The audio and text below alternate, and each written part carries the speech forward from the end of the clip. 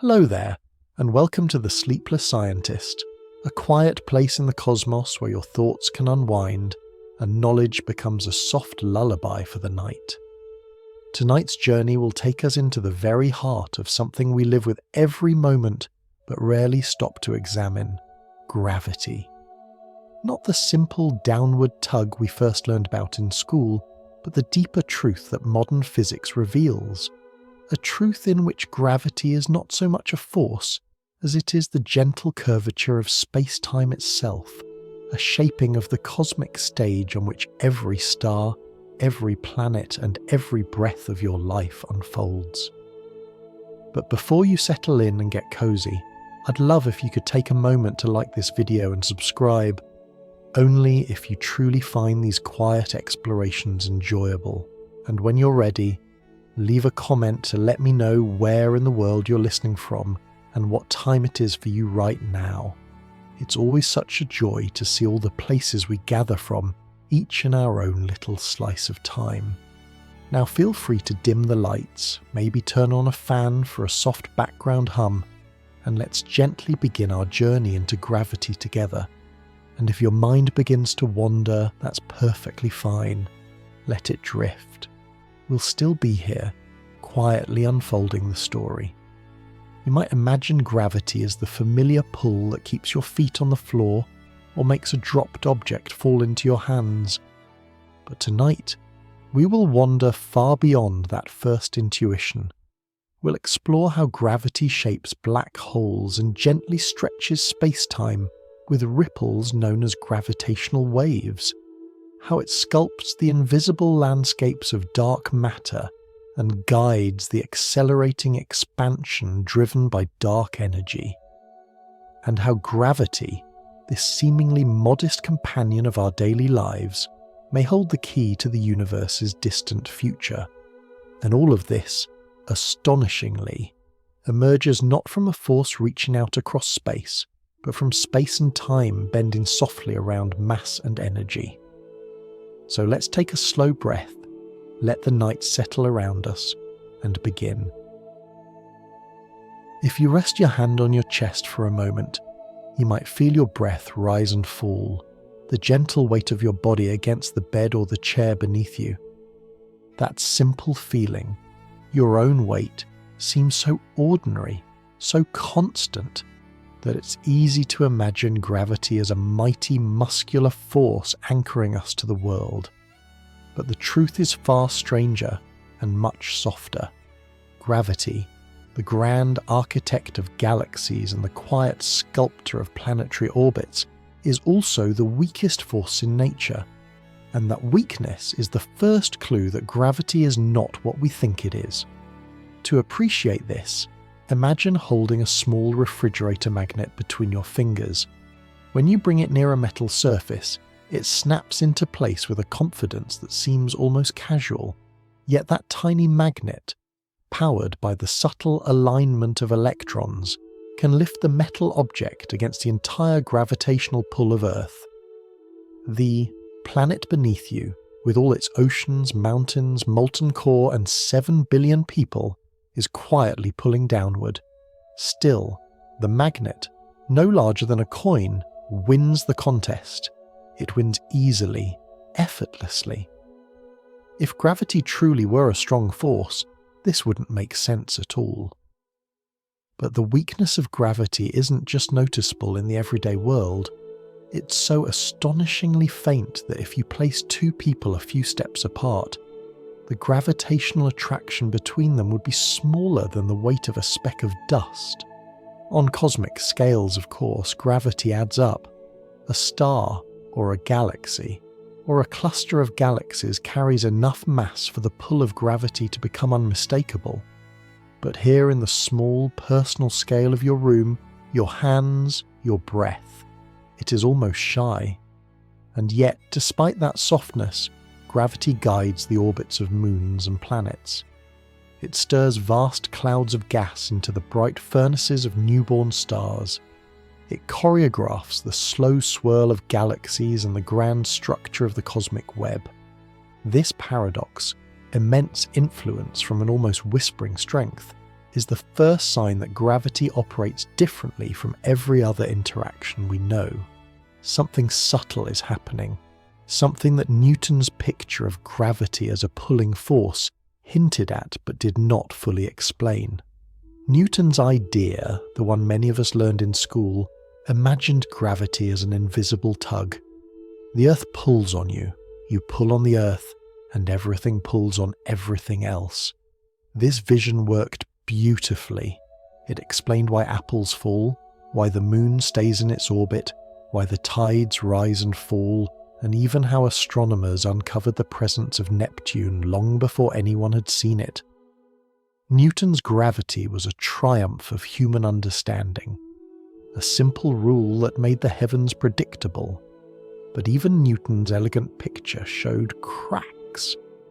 Mercury, the small quicksilver world closest to the Sun, refused to obey the simple predictions of the law.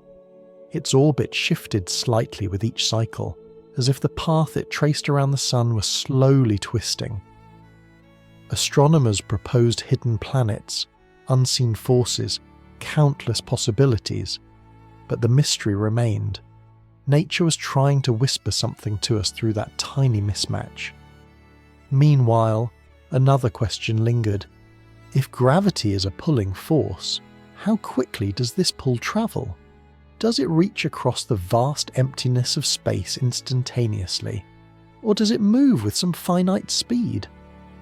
Newton himself felt uneasy about the idea of force acting at a distance, without any medium or mechanism. He accepted it because the equations worked, but he described the concept of instantaneous action as something he found absurd. These early clues, gravity's baffling weakness, Mercury's strange wandering, and the discomfort with action at a distance, set the stage for a new idea. And that idea arrived in the early 20th century, when a quiet man working in a patent office began to imagine something radically different. What if gravity wasn't a pull at all? What if the universe didn't need invisible strings tugging on objects from afar? As we move forward in our exploration, we'll begin to see how Albert Einstein reimagined gravity not as a force, but as a feature of spacetime's shape. A curve here, a ripple there, gentle deformations in the fabric that holds the cosmos, guiding the paths of planets and the flow of time itself.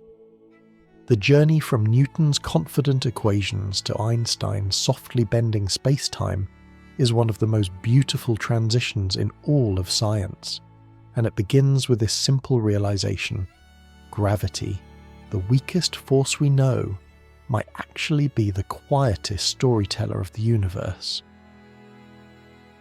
If you close your eyes for a moment and imagine the night sky the way people saw it centuries ago, before city lights, before telescopes, before even the idea of space as we understand it, you might picture something calm and predictable. Stars move in steady patterns. The moon glides through its phases with the confidence of a seasoned performer. Planets wander, but not chaotically. The heavens seem like a grand, meticulously crafted clock. And for a long time, humanity believed exactly that. The universe was orderly, reliable, and governed by rules just waiting to be discovered.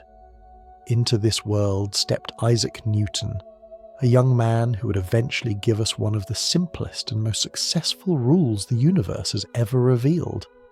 Newton imagined gravity as a kind of invisible tether, a gentle pull that reached across empty space. The same pull that made an apple drop toward the earth also kept the moon moving in its wide, graceful arc around us. This was a beautiful idea, not because it was complicated, but because it was astonishingly simple. One law, one quiet pull, linking falling apples and orbiting moons. Newton showed that if you could measure how fast an apple falls, you could understand why planets trace looping paths around the sun. Suddenly, the heavens were no longer distant and mysterious. They were understandable in the same language that described everyday life. It was as if someone had turned on a soft light in a dim room, revealing familiar shapes where before we had only shadows. This new clarity gave astronomers a powerful tool. With Newton's law, they could look at the motions of planets and moons and predict where they would be years, decades, even centuries into the future. And this wasn't just math for math's sake. It worked in the real world, again and again. One of the most dramatic tests of Newton's law came from a planet we couldn't even see yet. Uranus, the seventh planet from the Sun, behaved oddly. Its orbit wasn't quite lining up with the predictions. To Newtonian thinkers, this meant one of two things. Either Newton was wrong or something else was tugging on Uranus, something invisible. Rather than abandon the law, astronomers studied the subtle misbehaviour and asked themselves, what if there's another planet out there? By calculating how heavy this unseen planet would need to be and where it must sit, they predicted its location in the sky. When telescopes searched that patch of night, they found Neptune, almost exactly where the equations had pointed. This moment is still considered one of the most extraordinary triumphs of scientific prediction. Newton's idea of gravity as a pull wasn't just elegant, it was powerful. With it, humanity discovered a world we'd never seen. But even the most elegant ideas can develop tiny cracks, the sort you only notice when you look with extraordinary precision. Mercury, the small, fast planet closest to the Sun, exhibited one such crack. Its orbit is shaped like a stretched-out circle, and the point where it comes closest to the Sun shifts slightly with each loop. This slow rotation of the orbit's closest point, called a precession, is normal. All planets experience it for various reasons, but Mercury's precession had a stubborn extra portion, a tiny amount that Newton's equations couldn't fully explain. The discrepancy was small, so small that you could stare at the sky your whole life and never notice it. But to astronomers measuring planets with careful instruments, it stood out like a faint whisper in a quiet room. Something wasn't adding up. At first, scientists assumed the issue lay not with Newton, but with our understanding of the solar system. Maybe there was a hidden planet even closer to the Sun, its light drowned out by the Sun's glare. They gave this hypothetical world a name, Vulcan. Some observers even claimed to have seen it, fleetingly, passing near the solar surface. But each claimed sighting melted away under scrutiny. Despite repeated attempts, Vulcan refused to be found. Still, many held on to the belief that Newton must be right, and that the universe must simply be hiding something. After all, his law had explained everything else so beautifully. The moon's orbit, the tides, the discovery of Neptune. Why shouldn't it work here? Yet Mercury kept circling, and its orbit kept whispering the same message. Something is missing. There was another discomfort lurking beneath Newton's law, one that Newton himself felt uneasy about. His idea required gravity to act instantly over great distances.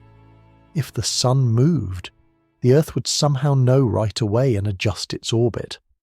Newton didn't like this conclusion. He famously remarked that the idea of one object acting on another across empty space, without any medium between them, was something he found absurd. But the law worked, and so the discomfort remained, tucked quietly under centuries of successful prediction. As the world moved into the 20th century, and as experiments grew more precise, these cracks in the Newtonian picture became harder to ignore. The universe was hinting that gravity might not truly be a pull. Maybe it only looked like one because we didn't yet understand the deeper stage on which all of physics plays out, the stage of space-time itself. Imagine the orbit of Mercury not as a path being tugged by the Sun, but as a curve formed by the shape of the space-time surrounding the Sun. If that space-time weren't perfectly smooth, If it were slightly warped by the sun's intense proximity, then Mercury's path would naturally rotate bit by bit. Suddenly, the anomaly wouldn't be an anomaly at all. It would be a clue. And it was a clue waiting for someone to look at gravity not as a force, but as geometry. Someone who could imagine falling freely and seeing nothing unusual.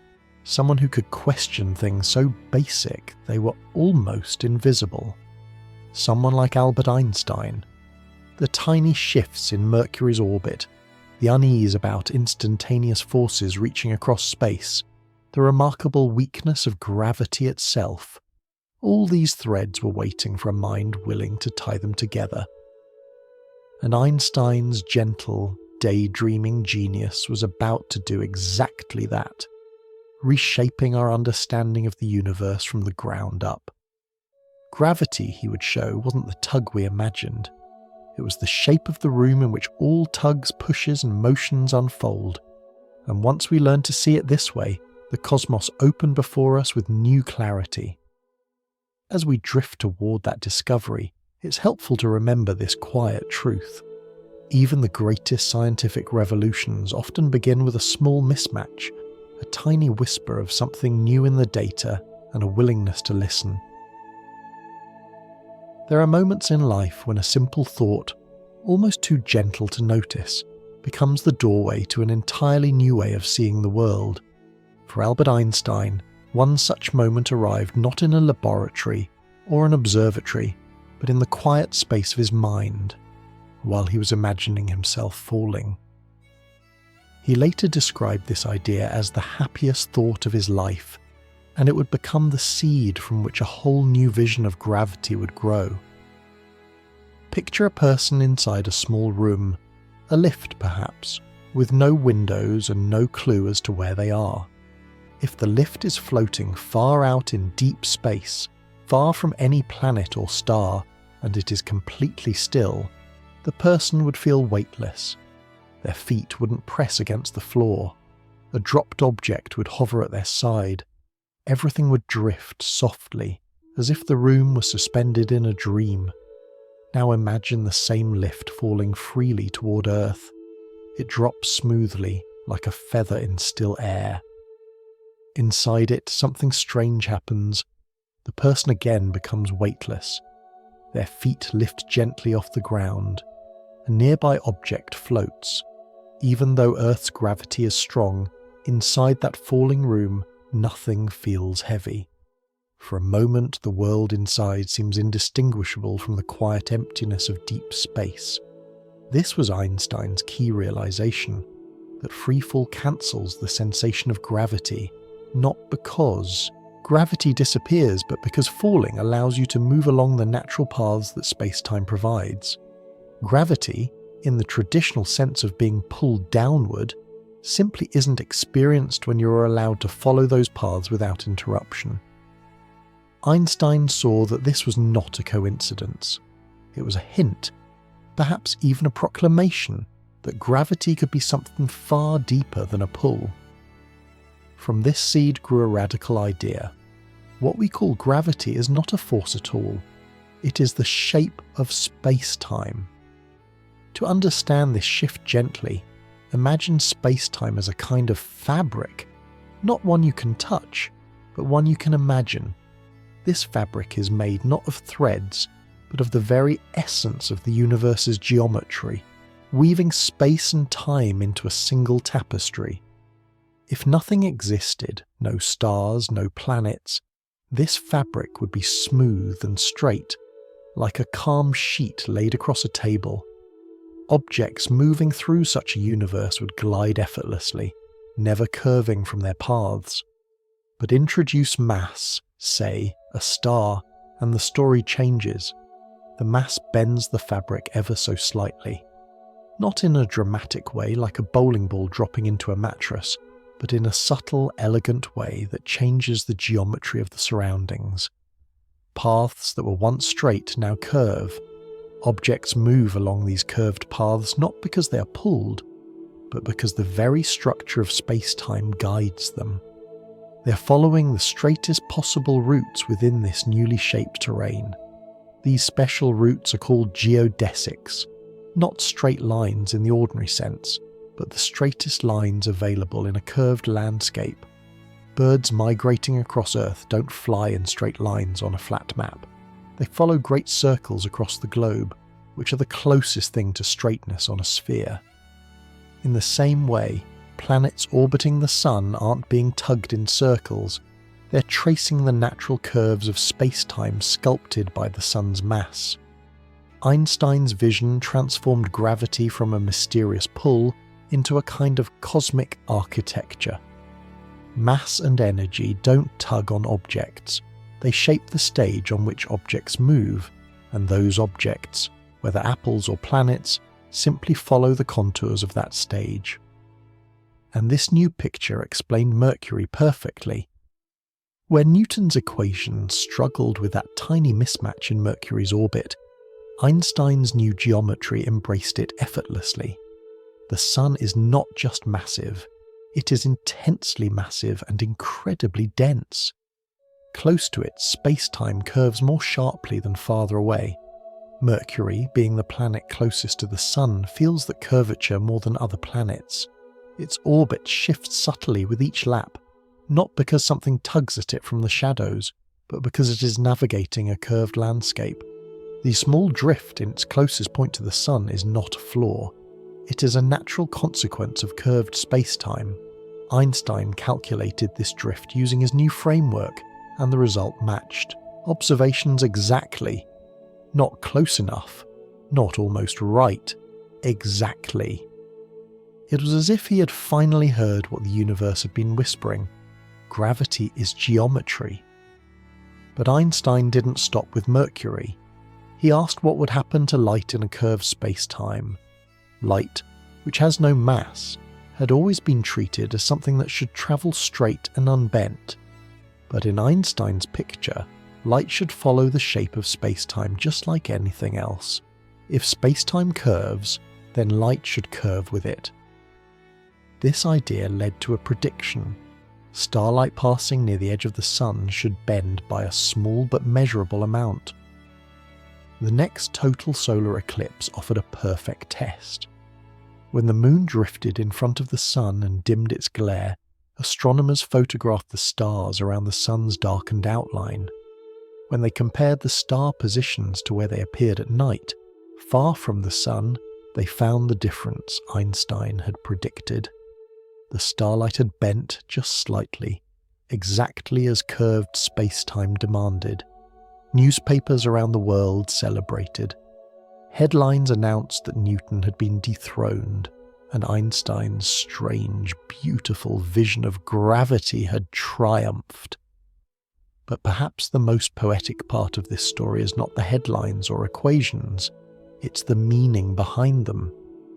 Gravity had changed from a force reaching across empty space to the gentle shaping of space-time itself.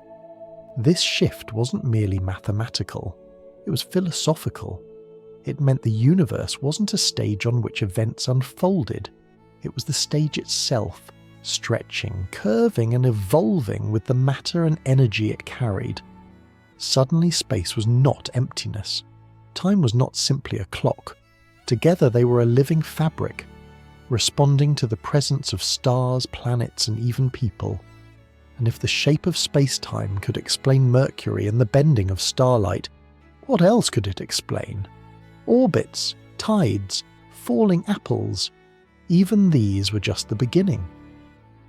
The full implications of Einstein's leap would lead us into black holes. The expansion of the universe, gravitational waves and mysteries were still unravelling today. Einstein took us beyond the notion of gravity as a pull, and into a world where the cosmos bends around us, shaping our motions and even the flow of time.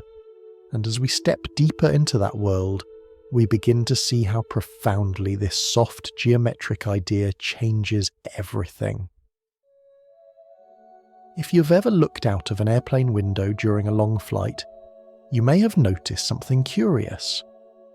The path drawn on the tiny screen in front of you, the one showing the plane's slow journey from one continent to another, doesn't look like a straight line at all. Instead, It curves gently across the map, bending upward toward the poles before swooping back down. At first glance, this curved route seems inefficient, even wasteful. But in truth, it is the shortest possible path between the 2 points. It only looks curved because the map is flat while the Earth is round. The line is straight. You just need to see it from the right perspective. This simple observation carries the essence of one of the most profound ideas in Einstein's vision of gravity. In the universe, he revealed, objects move along the straightest possible routes, even when those routes appear curved to us. These natural paths, written into the very shape of space-time, are called geodesics, and understanding them is the key to understanding how gravity truly works. Imagine, for a moment, removing all forces from your life. No push from the ground beneath your feet, no tension in your muscles, no friction, no air resistance, nothing but the quiet presence of space-time. If nothing interfered with you, you would begin to drift along one of these natural paths, not because something pulls you, but because space-time gently guides your motion. This is what happens to a person stepping off a high platform, or to a satellite in orbit, or to a grain of dust drifting between galaxies. Free fall is not the absence of gravity, it is the purest expression of gravity. To see how this works, imagine tossing a baseball high into the air. The moment the ball leaves your hand, the push you gave it is gone. From then on, the ball coasts along a path that space-time has shaped for it. If Earth were not present, the ball would continue forward in a straight line. But Earth's mass curves the space-time around it. This curvature gently bends the ball's path downward. To the ball, nothing unusual is happening. It simply follows its straightest possible route. To us watching from the ground, it looks like the ball is being pulled down. The pull is an illusion. The geometry is real. Now imagine a satellite circling Earth. It is not held up by engines or lifted by pressure or pushed by anything at all. It is falling. Forever. It falls toward Earth, but because it is moving sideways fast enough, it continually misses the Earth and loops around again. If Earth were suddenly to vanish, the satellite would not suddenly shoot off in some mysterious direction. It would simply stop curving and glide straight along its path. The curvature was never in the satellite's desire. It was in the space-time around the Earth. Light, too, follows these natural routes. Even though light has no mass, it still travels through space-time, and if space-time is curved, light's path will curve as well. This is why we can see the same distant galaxy appearing twice in the sky, or in arcs and rings, light bending not because something has tugged on it, but because space-time has shaped the road it must travel. You might imagine these geodesics as lanes painted on an invisible landscape, but unlike the lanes of a road, they do not sit on top of space-time, they are space-time. They describe how everything moves when left undisturbed. There is something calming in this idea. The universe, at its core, is not forcing anything. It is quietly arranging the terrain, and objects simply glide along that terrain in the most natural way possible. This brings us to one of the most surprising truths hidden within general relativity. The truth that we only feel gravity when we resist it. When you stand on the ground, you feel your weight because the ground is pushing you upward, keeping you from following your natural route through space-time. If the ground were to suddenly vanish beneath your feet, you wouldn't be free from gravity. You would simply stop resisting it. You would follow your geodesic, and the feeling of weight would dissolve instantly. In this way, gravity becomes something like the curve of a river guiding a boat. The boat is not pulled by the river. It simply drifts along the channel carved out for it. Only when you row against the current or hit the river bank do you feel the pressure. When you float, undisturbed, you feel nothing at all. Now let's revisit the airplane route for a moment. A pilot flying across the ocean takes the shortest path over the curved surface of the Earth. even though that path looks bent when flattened onto a map. In a similar way, planets orbiting the Sun follow the shortest paths available in the curved space-time surrounding the Sun. These paths appear elliptical or circular to us because we project them onto the flat backdrop of our own understanding. But in the fabric of space-time itself, the planets are gliding along the most direct routes they can take. Einstein once described this new way of thinking by saying that matter tells space-time how to curve, and space-time tells matter how to move. But even that poetic phrase can be softened further. It might be closer to say, stars and planets gently reshape the stage beneath them, and everything upon that stage moves according to its contours. There is no pulling, no invisible hands, just a landscape quietly formed by the presence of mass and energy. This way of understanding gravity doesn't just explain orbits or falling apples. It explains why clocks run at different rates depending on how close they are to massive objects, why light bends around galaxies, and why black holes form the strange horizons they do. It even helps us peer into the mysteries of the universe's expansion and the ripples that pass through space-time when massive objects collide. But for now, in this early part of our journey, it's enough to rest with this gentle truth. You're always being guided by the shape of space-time. When you fall, when you orbit, when you drift, these motions are not the result of a force pulling at you. They are the quiet invitation of the universe's geometry, offering you the straightest path through its curves, and perhaps, in some small way, knowing this can make the world around you feel a bit softer. Gravity is not a chain that binds you to the earth. It is the shape of the room in which you live your life, the subtle architecture under your feet, guiding you without ever needing to speak. If you sit quietly for a moment and pay attention to the gentle pressure beneath you, your back resting against a chair, your feet touching the ground, you may notice something so common that it's almost invisible. That quiet push from below, the sense of being held in place, is what we call weight.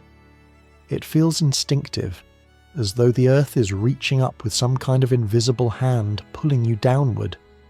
But in Einstein's universe, this everyday feeling is not caused by gravity pulling at all. Instead, it is caused by something pushing, something far more familiar and far less dramatic than a cosmic force. What you're truly feeling in this simple moment is the floor resisting you. It sounds strange at first, almost backward. We grow up with the idea that gravity drags us toward the earth, that a dropped object falls because it's pulled, and that our bodies lean downward because something is tugging at us. But this picture, while useful for basic intuition, doesn't match what the universe is actually doing. In the quiet geometry of space-time, falling is natural. Standing is the odd part. To understand this, imagine stepping off a small ledge into a swimming pool. For just a brief moment before you hit the water, you feel a soft fluttering in your stomach. Your limbs drift upward slightly. There is a lightness to the world, a sense of release. This feeling, in that fleeting instant, is what Einstein recognized as the essence of free fall. During that moment, you are following the path space-time has laid out for you. There is no resistance, no internal tension, no sense of heaviness. You feel almost as if gravity has vanished, yet gravity hasn't disappeared at all. What has disappeared is the push against you. This is the key. Weight is not something gravity gives you. Weight is something the ground gives you when it interrupts your natural motion through space-time. Imagine a small child bouncing gently on a trampoline. Each time they rise, floating for a moment, there is no weight. But as soon as their feet touch the trampoline, the fabric pushes back, stopping their fall and lifting them upward. The push is what they feel. In everyday life, the ground plays that same role, except it is firm and unyielding instead of stretchy. The atoms in the ground resist being squeezed, and their resistance is what presses upward into your feet, your legs, your spine. That pressure is your weight. The truly surprising part is this: if you removed the ground, if you stepped off into empty space, or into a freely falling elevator, or into orbit around Earth, that feeling of weight would dissolve instantly. Not because gravity has weakened, but because gravity has finally been allowed to express itself the way Einstein discovered it does, not as a downward pull, but as the natural curve of your path. This is why astronauts in the International Space Station feel weightless. Many people imagine they float because there is no gravity up there. But Earth's gravity at the altitude of the station is almost as strong as it is at the surface. What makes the astronauts float is not a lack of gravity. It is a lack of surfaces pushing on them. They are falling around Earth, always missing the ground, gliding freely along the geodesic path space-time assigns to them. In this state of constant falling, no push interrupts them, and the sensation of weight fades into nothing. It's remarkable how this changes our understanding of something so familiar. Think of sitting in a chair. You feel the firm support beneath you. But that firmness comes from electromagnetic forces. Yes, the same phenomena that govern magnets, electricity, and the gentle repulsion between atoms. The atoms in your chair do not want to be squeezed into one another. As you try to move downward due to the curve of space-time, the atoms in the chair press upward, saying in their own quiet way, "This far but no further." Their protest is your weight. Gravity, in this sense, is not the actor. It does not push you or pull you. It shapes the stage beneath your feet and lets you know what your natural path would be if you could follow it. It is the floor, not gravity, that stops you from following that path. Einstein often emphasized that weight is not a sign of gravity acting, but a sign of gravity being resisted. Perhaps the simplest way to picture this is to imagine standing on a hillside while rainwater flows around your shoes. The water finds its easiest path. It slips along the landscape without effort. If you lift your foot, it will glide with the water, following the slope. But if you plant your foot firmly, the water pushes gently against you as it continues on its way. You feel the pressure only when you resist the path. In the same manner, you feel weight only when you resist the path gravity sets for you. Let's return for a moment to the quietly falling elevator Einstein imagined. Inside the falling cabin, everything floats. A dropped object hovers beside you. Your limbs drift. Even your breath feels light. Someone inside this sealed room cannot tell whether they are drifting through deep space or falling toward a planet. There is no physical experiment, none at all, that can distinguish these two scenarios. This insight, known as the equivalence of free fall and weightlessness, is the cornerstone of Einstein's entire understanding of gravity. The revelation is both simple and profound. When you fall freely, you're not experiencing gravity as a force. You're simply following the straightest possible path through space-time. When you stand still, you feel weight because the ground prevents you from following that path. In Einstein's universe, falling is natural. Being held up is unnatural. This reframing also helps us understand why orbits don't require engines or effort. A satellite doesn't hover above Earth, it falls around Earth. A planet doesn't cling to the sun, it follows a geodesic that curves gently through space-time shaped by the sun's mass. Even you, when you trip and fall, aren't being pulled downward so much as being released from the upward push that was holding you. And all of this leads us back to the simple feeling we began with, the quiet pressure of the chair beneath you. That feeling is not gravity's voice, it is the chair. speaking through the language of its atoms, telling you that it will not let you pass. Gravity has already chosen your path. The chair is merely interrupting it. Understanding this makes gravity seem less like a force and more like a kind of quiet choreography. You're always trying to follow the curve of space-time beneath you. Sometimes you glide along it effortlessly. Sometimes you resist it and feel the gentle protest of matter pushing back. But in either case, gravity is not pulling your strings. It is shaping the stage. If you've ever sat quietly at the end of a long day and listened to the faint ticking of a clock, perhaps on a wall, a nightstand, or your phone's soft digital pulse, you may have felt that time is steady and universal. The seconds pass evenly, one after another, like beads sliding along a gentle string. But in the world Einstein revealed, this comforting steadiness is only an illusion. Time, like space, bends. It stretches. It slows down and speeds up depending on where you are and how you move. And one of the most beautiful, quietly astonishing truths of modern physics is this: time flows a tiny bit slower at your feet than at your head. It's a difference so small you would never feel it. If you spent your whole life standing, the extra time your head accumulated compared to your feet would amount to just the smallest whisper of a moment. And yet, this effect is real, measurable, and deeply woven into the fabric of the universe. To understand why this happens, return for a moment to the idea of gravity as the curvature of space-time. When something massive, like Earth, bends space-time, it doesn't just shape the paths objects take, it shapes the flow of time itself. You can think of time as a river drifting through the landscape of space-time. Where the curvature is deeper, the river flows more slowly.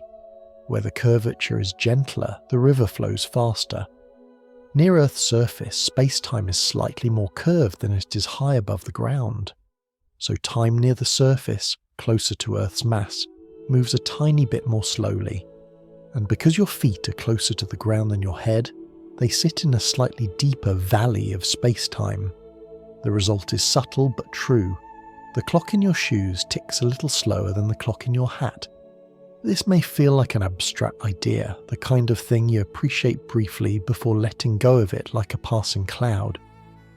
But the universe doesn't treat it as abstract at all. It treats it as law. And our modern world depends on it more than we often realise. Consider the satellites silently orbiting Earth far above your head, the ones that make up the global positioning system. Each satellite carries a set of extraordinarily precise atomic clocks ticking away in the cold stillness of space. These clocks are higher up, far from Earth's deepest curvature, where space-time is slightly less compressed. In this gentler region, time flows faster, not by minutes or seconds, but by a tiny fraction of a heartbeat. Yet those tiny differences matter tremendously. If the clocks on board GPS satellites were allowed to tick at their natural speed, faster than clocks on Earth, they would drift ahead by many microseconds each day. And while a few microseconds may seem insignificant, the distance light travels in that time is anything but small. Over the course of just one day, GPS calculations would be off by several kilometres. Your navigation app would no longer guide you to your home or your favourite cafe. It would guide you somewhere in the wrong part of the city entirely. To avoid this, engineers had to account for the flow of time itself. They intentionally adjusted the timing of the satellite clocks so that once they are in orbit, experiencing faster time, they synchronise perfectly with clocks on Earth's surface. This quiet dance between clocks, one set in the deep curve of Earth's gravity, the other drifting high above it, is the reason your phone can guide you home with such gentle confidence. But gravity is not the only thing that changes time. Motion itself can stretch and slow the passage of seconds. When something moves quickly, close to the speed of light, its time flows more slowly compared to something still. This too is part of the universe's design. It's as if the cosmos demands a certain balance. Movement through space and movement through time must always complement each other. The faster you move through one, the less you move through the other. Satellites experience this as well. They orbit Earth at significant speeds, fast enough that this motion makes their clocks tick slower than stationary clocks on Earth's surface. So we have two opposing influences. Being higher up makes a satellite's time run faster, while moving quickly makes its time run slower. Both effects are tiny, but together they shape the satellite's perception of time. Engineers carefully combine these influences, adjusting each satellite's clock so that, on average, once it is in orbit, it remains in harmony with Earthbound time. This interplay of motion and gravity, of curvature and speed, is one of the quiet triumphs of Einstein's ideas. Without understanding the way time bends, the modern world's technology simply wouldn't work. Every navigation system, every aircraft using satellite guidance, every smartphone location service, they all rely on the soft, precise understanding that time does not tick the same everywhere. The difference is small, but even the smallest differences matter when they accumulate across years, across distances, across the delicate architecture of our lives. We tend to imagine time as a universal metronome, clicking away steadily for all people, in all places, under all conditions. But the universe reminds us that time is not absolute. It is elastic, shaped gently by gravity and motion. It can stretch and contract, slow down and speed up, without anyone noticing in the moment. Think again about your own body. Standing or sitting, your head and feet live in slightly different worlds. Worlds separated by less than 2 meters, yet governed by different flows of time. It's a humbling, poetic reminder that even the most ordinary moments are layered with subtlety. You're a collection of regions, each living its own tempo, united into a single being. The trees outside, rising from the ground up into the air, experience this too. Their roots, nestled in deeper curvature, age just a whisper more slowly than their highest leaves. Mountains do the same, their bases drifting a fraction of a moment behind their peaks. Even the Earth itself ages unevenly from centre to surface. Everything that has height, everything that occupies space participates in this quiet, universal gradient of time. And if this idea feels strange or dreamlike, that is because it is. Reality often is. The universe does not bend itself to our intuitions. Instead, it invites us to expand our intuitions until they match the world. Once we understand that time flows differently depending on where we are, the fabric of reality begins to feel more alive, not rigid, not fixed, but flexible and responsive. Time is not a straight path, it is a river, curving with the shape of space-time, deepening near massive bodies, flowing faster in open skies. You're always immersed in this river, always floating just a little differently depending on how high you stand, how fast you move, and how the universe curves beneath you. It's a gentle, continuous reminder that even the quietest moment is filled with motion and change, down to the ticking of every clock, every breath, every heartbeat. If you step outside on a clear night and look up at the sky, you might see a soft shimmer scattered across the darkness, stars standing quietly in their places, each one distant, each one steady. They seem eternal, unchanging, constant in their glow. But every star is a story in motion, a slow unfolding of forces and balances that play out over millions or billions of years. And some of these stories end in a way so dramatic, so strange, that they reshape the very fabric of space-time. This is the story of how black holes are born, not as monsters roaming the cosmos, but as the natural, inevitable consequence of a star's final breath. To begin gently, imagine a star as a kind of cosmic engine. Inside its blazing core, atoms are squeezed together so tightly that they fuse, releasing light and heat. This process pushes outward, creating pressure that balances the inward pull caused by the star's own mass-curving space-time around it. For most of a star's life, this dance between inward curvature and outward pressure is harmonious. The star shines, steady and bright, because the two sides keep each other in perfect balance. But no fuel lasts forever. As the star ages, it begins to run out of the light elements that power its glow. Hydrogen first, then helium, then heavier and heavier ingredients. With each new stage, the star must squeeze harder, reaching for the next source of fuel. Its core grows denser, hotter, more strained. Eventually, the star reaches a point where no more fusion can occur. The outward push fades. The inward curvature, gravity, remains, undiminished. And when nothing is left to oppose the collapse, the star begins to fall in on itself. This inward rush starts calmly, but quickly becomes unstoppable. The core compresses to unimaginable densities, packing more and more mass into a smaller and smaller space. If the star is massive enough, this collapse continues until the matter inside it squeezes into a region so dense, so compact, and so extreme that space-time can no longer curve gently around it. Instead, space-time caves inward so deeply that not even light can climb out. This is the birth of a black hole, a region where the gravitational curvature becomes so intense that escape becomes impossible.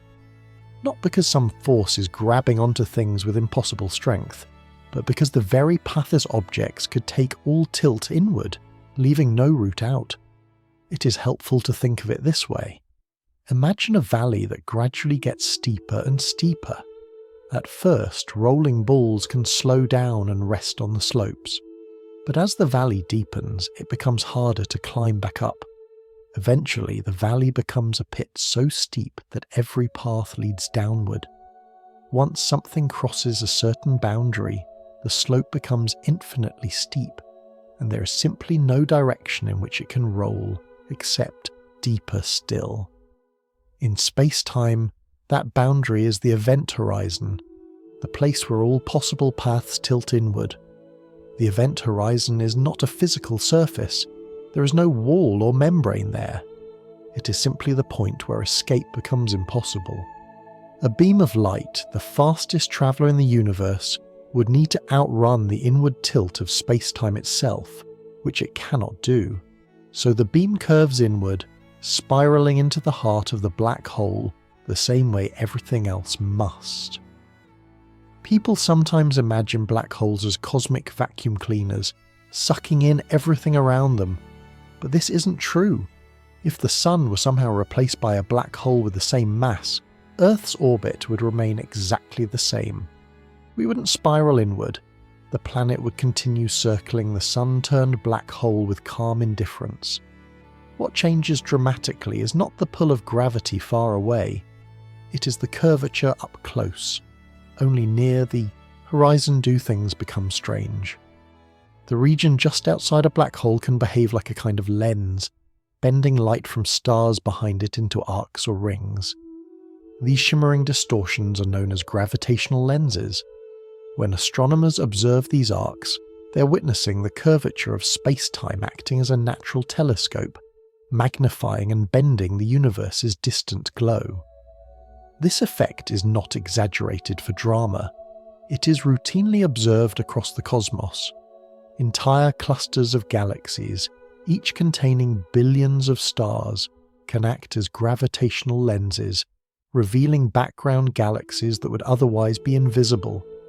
A black hole, with its intensely concentrated curvature, can warp light in even more dramatic ways, creating glowing circles and ghostly reflections of objects behind it.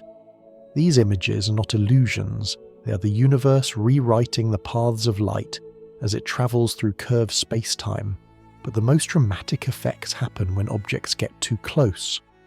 As something approaches a black hole, tidal forces grow stronger. These are gentle distortions at first, the same kind of stretching that causes ocean tides on Earth, but near a black hole they become overwhelming. The difference in gravitational curvature between your head and your feet would stretch you lengthwise while squeezing you sideways. Physicists call this spaghettification, partly in humour, partly in awe. It is not an experience anyone would survive, but it is a natural prediction of how curvature behaves near the horizon of a compact object.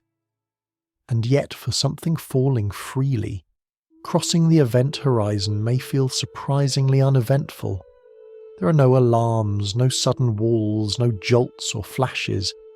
The boundary is invisible. A person falling past it might notice nothing strange at that exact moment.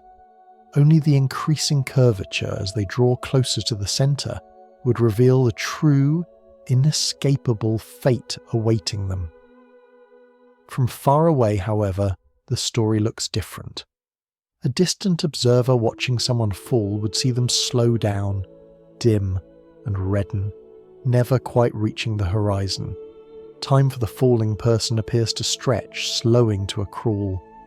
Light from their body becomes more and more stretched into longer wavelengths, what we call redshift, until it fades completely. To the distant observer, the falling traveller seems frozen in time just above the horizon, even though the traveller themselves has already crossed it. This strange disagreement is not a mistake. It is space-time itself at work.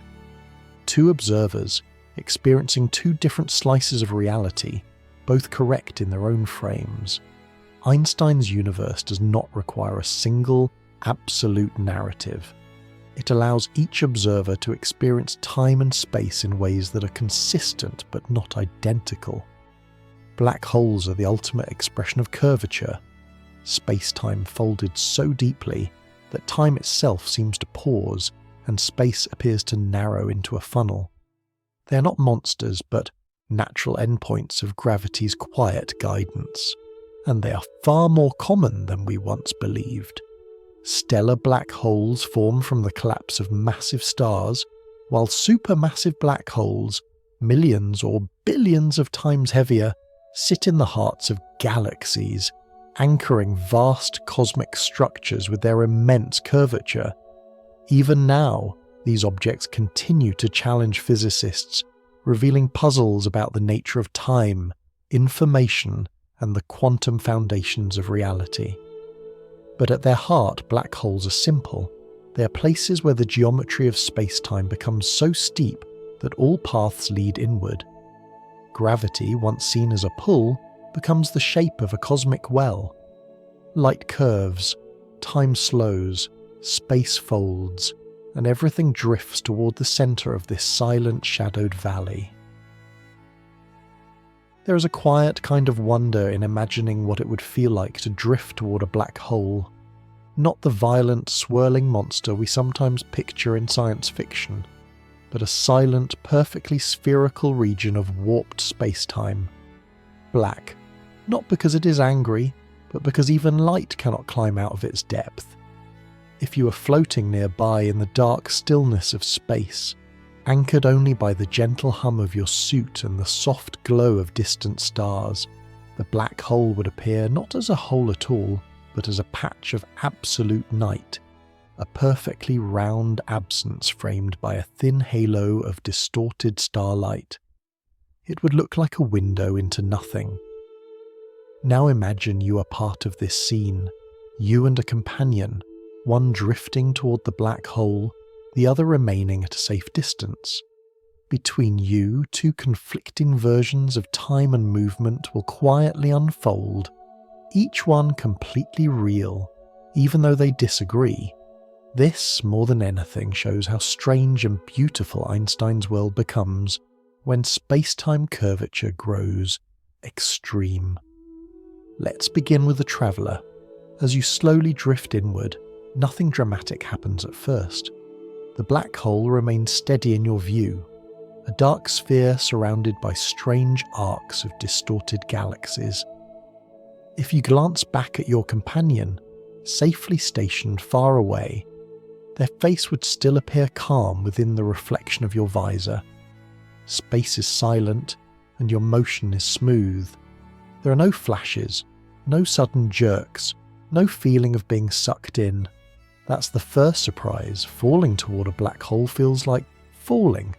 Quiet, natural, almost peaceful. Your sense of time remains steady. Your heartbeat continues at its regular rhythm. Your thoughts flow normally. Even when you approach the event horizon, the point where escape becomes impossible, you do not sense an invisible boundary. The horizon is not a wall. It is simply the place where all paths tilt inward, silently guiding everything deeper. You could cross it without ever noticing the exact moment. Only later, as you fall farther in, would you begin to sense the growing tidal forces. These forces stretch objects along the direction of their fall and squeeze them sideways. At first, this stretching is gentle, something your body might not even notice. But if the black hole is small, the difference in curvature between your head and your feet becomes enormous near the center, pulling more strongly on one end than the other. This is the origin of the term spaghettification, a description meant partly to soften the severity of what happens. Larger black holes, however, those millions of times heavier than the Sun, offer a different experience. In them, the horizon is so far from the central singularity that you could cross it without feeling any dangerous stretching until long after the point of no return. But although everything feels natural from your point of view, something very different is happening for your distant companion. To them, your approach slows. Your movements become more languid, as though you're sinking into thick honey. Each moment you spend drifting inward, it's seen through their eyes as a longer and longer stretch of time. The light reflecting from your suit becomes tinged with deeper and deeper shades of red. This is not an artistic flourish. It is the light itself losing energy, its wavelengths growing longer because the gravitational curvature between you and your companion is stretching the very fabric through which the light travels. As this red shifting grows stronger, your image fades. Your companion will watch you hover just above the event horizon, moving more and more slowly, dimmer and dimmer, until your final moments disappear completely. You never seem to cross the boundary at all. You appear frozen in place, suspended just outside the edge of the dark sphere. Time stretched toward infinity. But this illusion of your frozen fall is not wrong.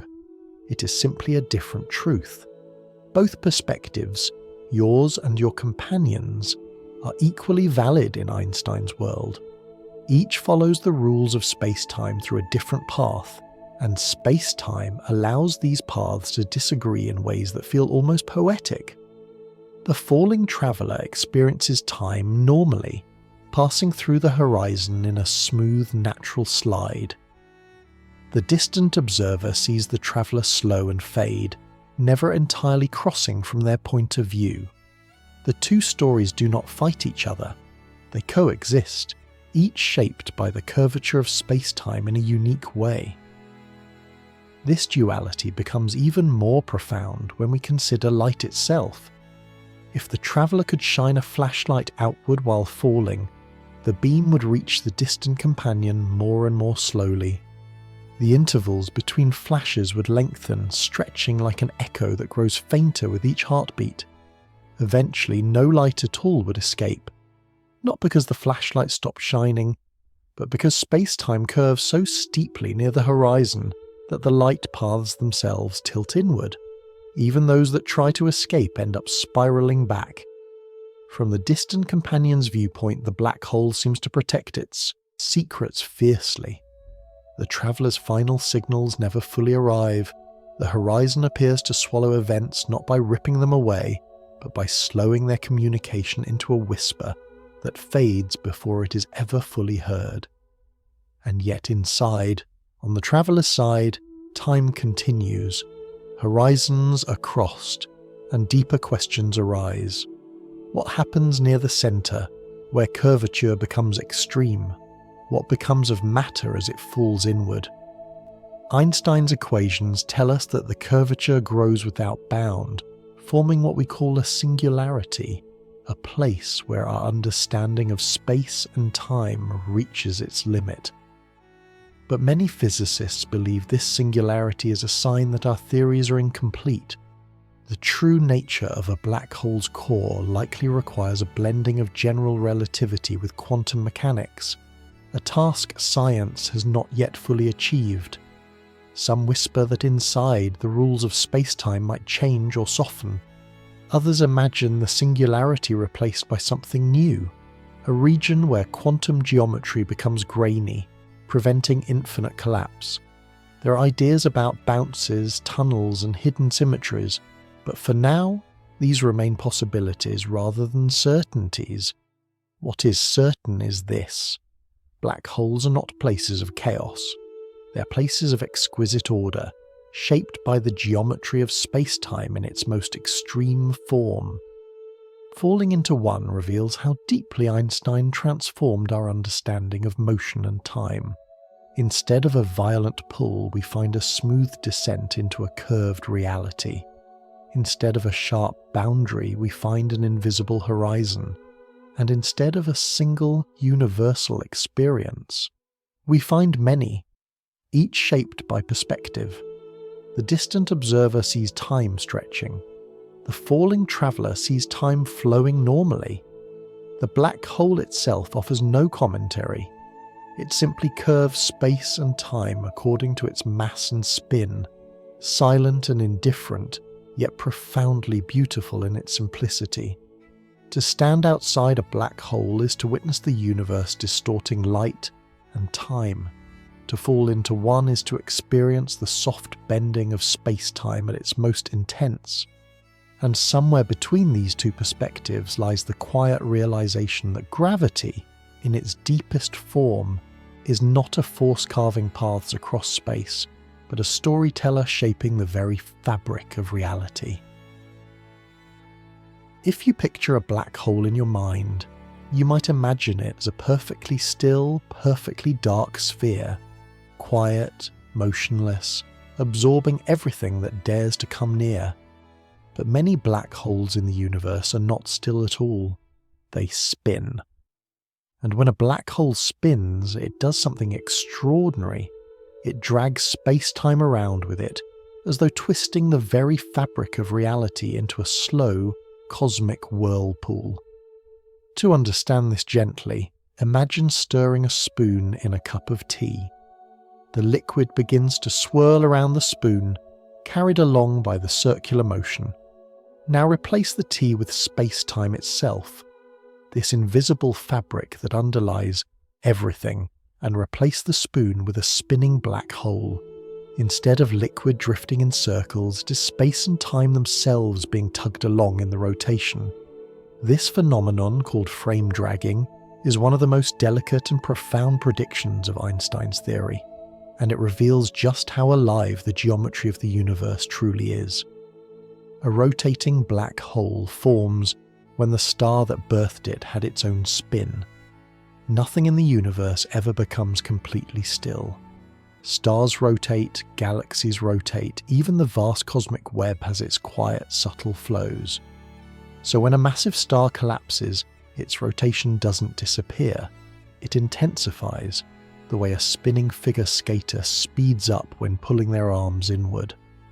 The collapsing star becomes a compact object spinning so rapidly that space-time itself cannot help but whirl along with it. Near the spinning black hole, the effect becomes especially striking. There is a region outside the event horizon where the dragging of space is so strong that nothing, not even light, can remain perfectly still relative to the distant stars. If you floated there and tried to hover motionless, the twisting of space-time would still sweep you around, gently but irresistibly. This region is known as the ergosphere, But names aren't as important as the idea. It's a zone where the universe itself seems to spin, pulling everything into its dance. The ergosphere isn't dangerous in itself. You could, in theory, drift in and out of it without crossing the event horizon. But inside it, something magical becomes possible. Because space-time is rotating so strongly, it is possible for an object to traverse a path that steals a bit of that rotational energy. If a clever spacecraft, or even a particle, follows the right trajectory, it could emerge with more energy than it entered with. This is called energy extraction, sometimes described as setting a sail inside the spinning space-time and letting the cosmic wind push you forward. Humans have never tried this, of course, but the idea paints a vivid picture of how dynamic the geometry near a spinning black hole really is. To see frame dragging in action closer to home, scientists launched a satellite carrying 4 exquisitely sensitive gyroscopes into orbit around Earth. This mission, known in everyday language as Gravity Probe B, aimed to detect the tiny twisting of space-time caused by Earth's rotation.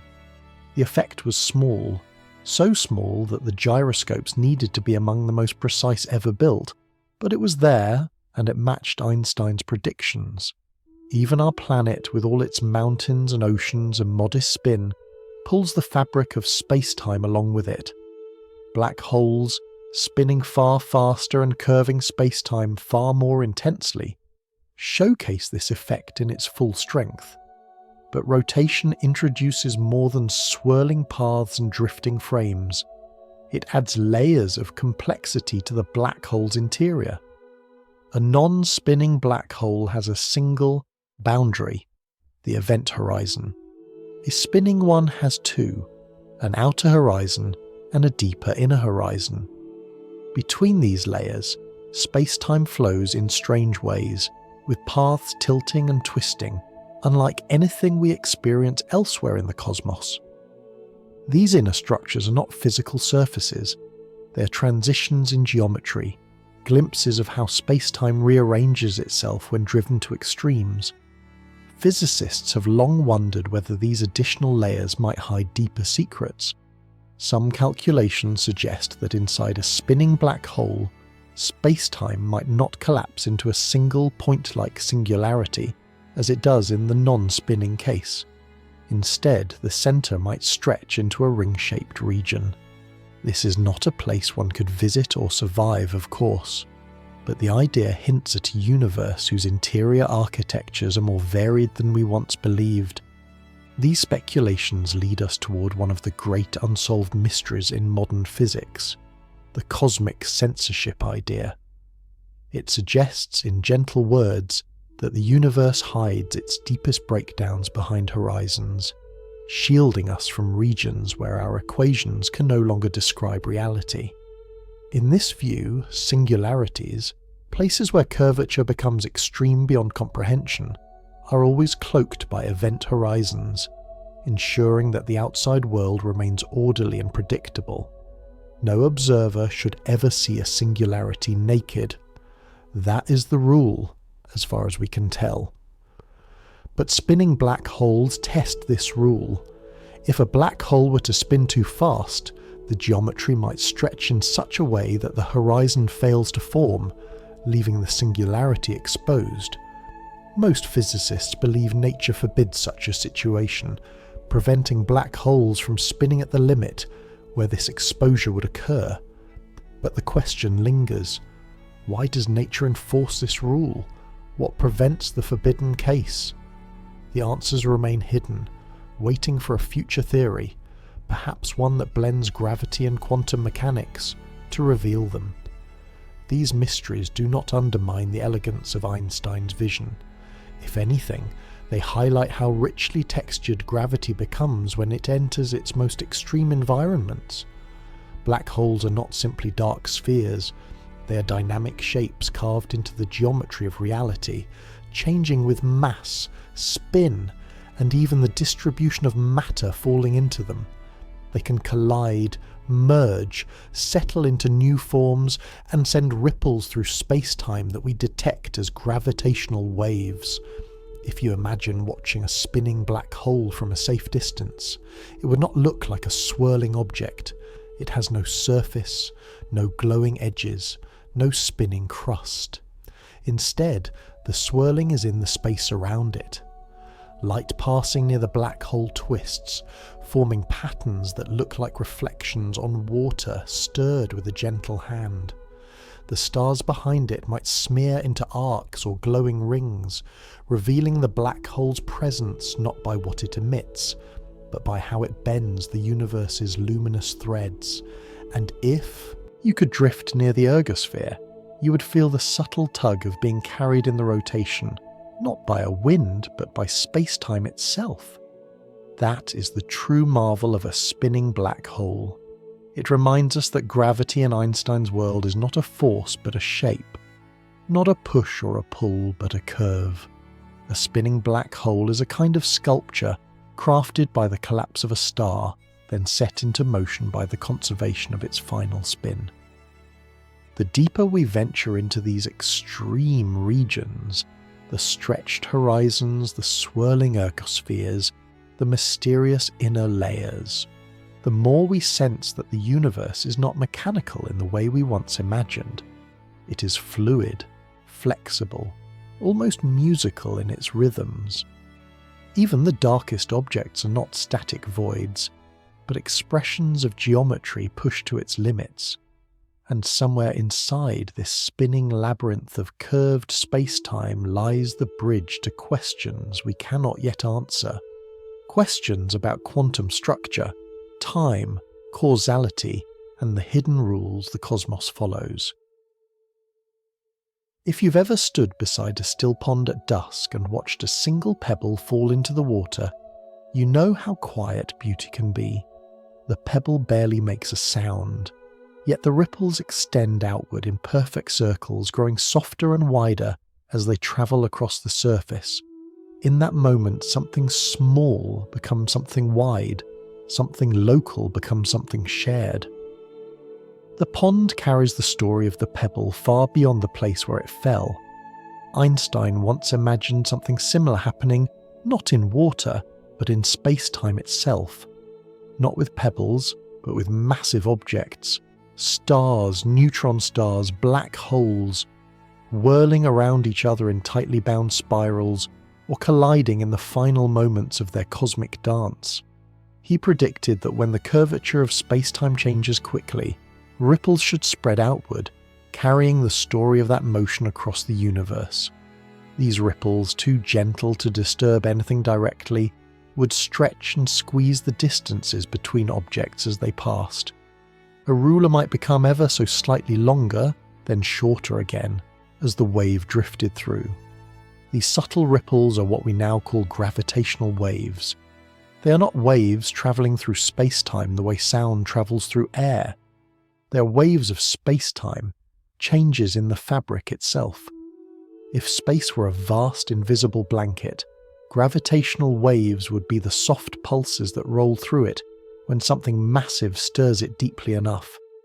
Every part of the wave is simply the universe breathing in and out very gently across unimaginable distances.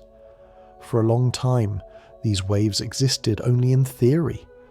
Einstein himself doubted whether they could ever be detected.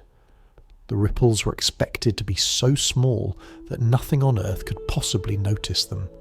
Imagine trying to measure a change in distance smaller than the width of a proton, smaller than anything your senses could ever register. For decades, it felt like listening for a whisper in a hurricane. But the universe has a way of rewarding patience. Far out in the quiet lands of the United States, a pair of long, L-shaped observatories were built for a single purpose: to hear space-time ring. Each arm of these observatories stretches for kilometers, and inside are lasers traveling back and forth between mirrors, bouncing thousands of times in their long corridors. If a gravitational wave passes through Earth, it will stretch one arm while squeezing the other just a tiny bit. the lasers sensitive to the faintest difference, would reveal that subtle change. The project was named the Laser Interferometer Gravitational Wave Observatory, usually called LIGO for short. Scientists built LIGO knowing the task bordered on the impossible, but they also knew that the quietest truths of the universe often require the most careful listening. For years, LIGO listened. It listened through storms, through seasons, through the hum of Earth itself. In those silent, patient hours, its instruments waited for the universe to stir. And then, one morning in September of 2015, a faint rising note appeared. So brief, so soft, that it lasted just a fraction of a heartbeat. It was a gentle chirp, a brief upward sweep. Not a sound, of course, but a pattern in the stretching of space. And yet, when converted into audio, it truly resembled a short, rising tone. A whoop from across time and space. This chirp came from something extraordinary. Two black holes spiraling inward around each other, tightening their orbit until, in a final moment of collision, they merged into one larger black hole. Far away, over 1 billion light years, the collision sent ripples across the cosmos. Those ripples travelled silently through the void for more than 1 billion years before brushing past Earth, passing through the LIGO detectors and whispering the news of their journey. It was the first time humanity had ever heard the universe speak through gravity. The detection confirmed Einstein's prediction from a century earlier, but it was far more than a confirmation. It was the opening of a new sense. Before that moment, our astronomy relied almost entirely on light. Visible light, radio waves, infrared glows, gamma-ray flashes. All these forms of light reveal the surfaces of cosmic events, but gravitational waves reveal the interiors, the movements, the collisions, the silent meetings of massive bodies far beyond our reach. It is the difference between watching lightning and hearing thunder. One tells you what something looks like, the other tells you how it moved. The first gravitational wave detection was like hearing thunder from black holes for the first time, and it didn't stop there. In the years that followed, LIGO detected more of these events, black holes merging in different masses and combinations, each one a new note in the universe's great symphony. Then something even more remarkable happened. In 2017, gravitational waves arrived again, this time from two neutron stars spiraling toward a collision. Neutron stars are the dense remnants of exploded stars, each one packed with more mass than the Sun but squeezed into a sphere barely the size of a city. The collision was different from that of black holes. Instead of ending in silence, the merging of neutron stars produced not only gravitational waves, but light, bursts of gamma rays, glowing aftershocks of heavy elements, and radiation across the entire spectrum. For the first time, scientists were able to hear and see the same cosmic event. The gravitational waves told us when the stars collided and how they moved. The light told us what happened afterward, the bright flash, the swirling debris, the birth of new elements like gold and platinum. This was the dawn of multi-messenger astronomy, a way of studying the universe that uses more than one messenger to reveal nature's secrets. Imagine standing on a hilltop and watching a distant storm. You see the lightning, then you hear the thunder. Light arrives first, sound later. In the same way, for cosmic events, light and gravity carry different stories. Light shows the glow of the aftermath. Gravitational waves reveal the quiet, powerful dance that came before. Together, they give us a fuller picture of the universe than either one could alone. Gravitational waves are not just faint signals, they are the echoes of the universe in motion. They carry the stories of black holes and neutron stars, of massive objects colliding, merging, and reshaping the cosmic landscape. They tell us that space is not static, but alive, capable of ringing like a bell when struck by something vast and powerful. And perhaps the most astonishing part is that these waves pass through everything. They pass through you, through the buildings around you, through Earth itself, stretching and squeezing all distances ever so slightly. You do not feel them. You will never feel them.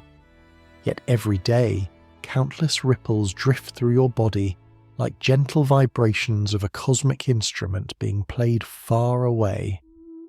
You're always connected to the universe's quiet music, even if your senses cannot hear it directly. If you've ever stood outdoors on a foggy morning and heard a distant train whistle, you'll know that sound can carry a sense of place. Even when the world around you is muted and unclear, a familiar tone drifting through the air can tell you how far away something is. A faint whistle is far. A bright, sharp one is near. Without ever seeing the train, you know its story simply from how loudly the sound reaches you. The universe offers us something similar, not with sound and not with anything our ears can hear, but with gentle ripples of space-time. These ripples, born from collisions of massive objects like black holes or neutron stars, stretch outward across the cosmos, and encoded within them is a kind of natural volume control. If we understand how loud the event should be at its source, and we measure how soft it seems by the time it reaches us, we can tell how far away it is. This idea is what astronomers softly call a standard siren. It is like a lighthouse in a dark sea, shining not with light but with the shape of space-time itself. To grasp this gently, imagine the collision of two neutron stars, the same kind of event that sent both gravitational waves and light to Earth in 2017. Such a collision has a natural strength, just as a certain kind of firework produces a characteristic brightness. The gravitational waves it emits begin strong and sharp, then taper off as the two stars complete their dance and merge. This pattern is not random. It reflects the masses of the stars, the speed of their orbit, and the final moment when they collide. As the waves travel, they gradually fade. If we detect them as faint, it means the collision was far away. If we detect them as loud in the gravitational sense, not the audible sense, it means the collision happened closer. By comparing the expected strength to the observed strength, we can estimate the event's distance. It is a cosmic whisper, perfectly matched to the quietest of detectors. Once we pair that distance with another piece of information, the stretching of the light from the same event, we gain something remarkable. The stretching, or redshift, tells us how much the universe has expanded since the moment the light began its journey. Combine the stretching with the distance, and suddenly we can measure the rate at which the universe itself is growing. This rate of expansion is one of the most important numbers in cosmology. It is the speed at which the cosmic fabric stretches. It tells us how fast galaxies drift apart over time, how long the universe has been expanding, and what its future might look like. But something curious has been happening. Different methods of measuring this expansion give slightly different answers. Some methods look at the early universe, using the faint afterglow of the Big Bang as their guide. Others look at closer galaxies and watch how their light shifts. The two approaches don't quite agree. This small mismatch is often described gently as a quiet disagreement in cosmology. Not a crisis, but a puzzle. A sign that nature may be whispering a subtle truth that we have not yet fully understood. Gravitational waves, through their ability to provide distances independently of light, may help us settle this subtle disagreement. They offer a third opinion, a way to measure cosmic expansion that does not rely on the brightness of stars or the patterns of ancient light. Instead, they rely on the universe's own geometry ringing with motion. Even now, LIGO and its partner observatories continue to gather data. Each new detection brings with it the possibility that gravitational waves will refine our understanding of the universe's expansion. But there is also a limit to what can be heard from Earth's surface. Our planet is noisy, not with sound, but with motion. The ground trembles with ocean waves, traffic, wind, and even subtle thermal changes in the soil. To listen for deeper, slower cosmic ripples, we will need to leave Earth behind.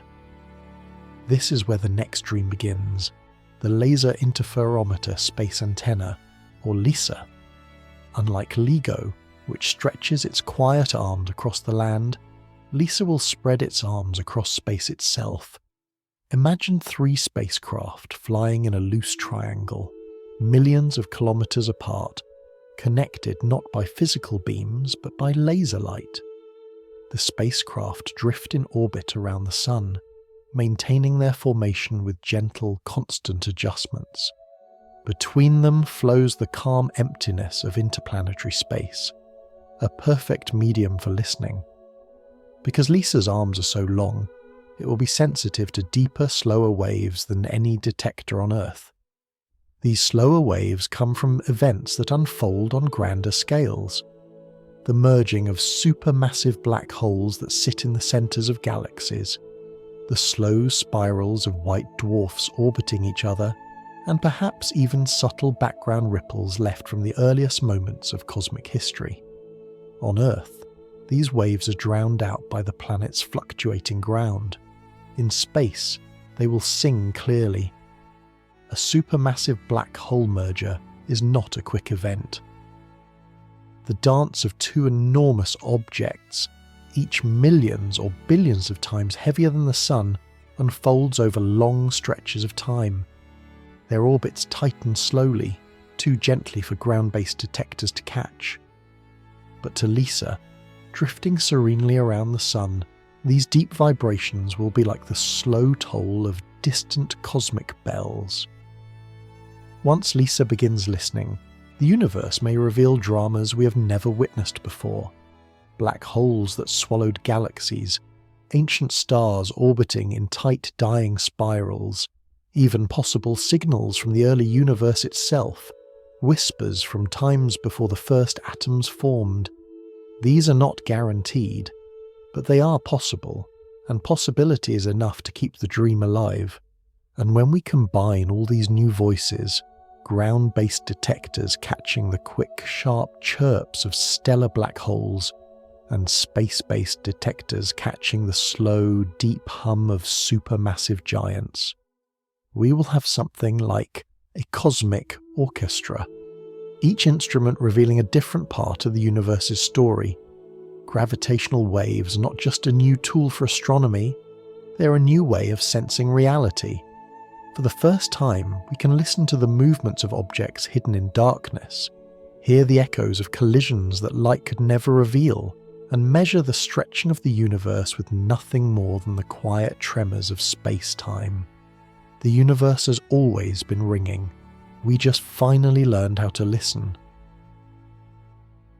If you've ever walked through a quiet forest at dusk, you may have noticed that the world sometimes reveals itself not through what you see, but through what you feel.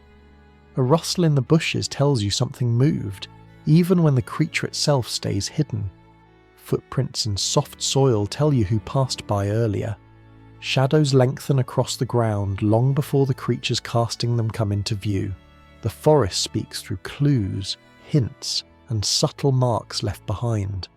Our universe behaves in much the same way. There is something out there, something that does not shine, does not glow, does not scatter light, yet its presence is unmistakable. It reveals itself not by being seen, but by the quiet fingerprints it leaves on the motions of stars and galaxies.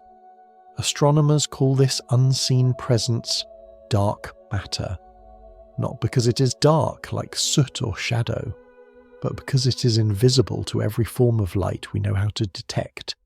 And yet gravity, this silent shaper of space-time, tells us it is there. The first clues appeared when astronomers looked closely at how galaxies rotate.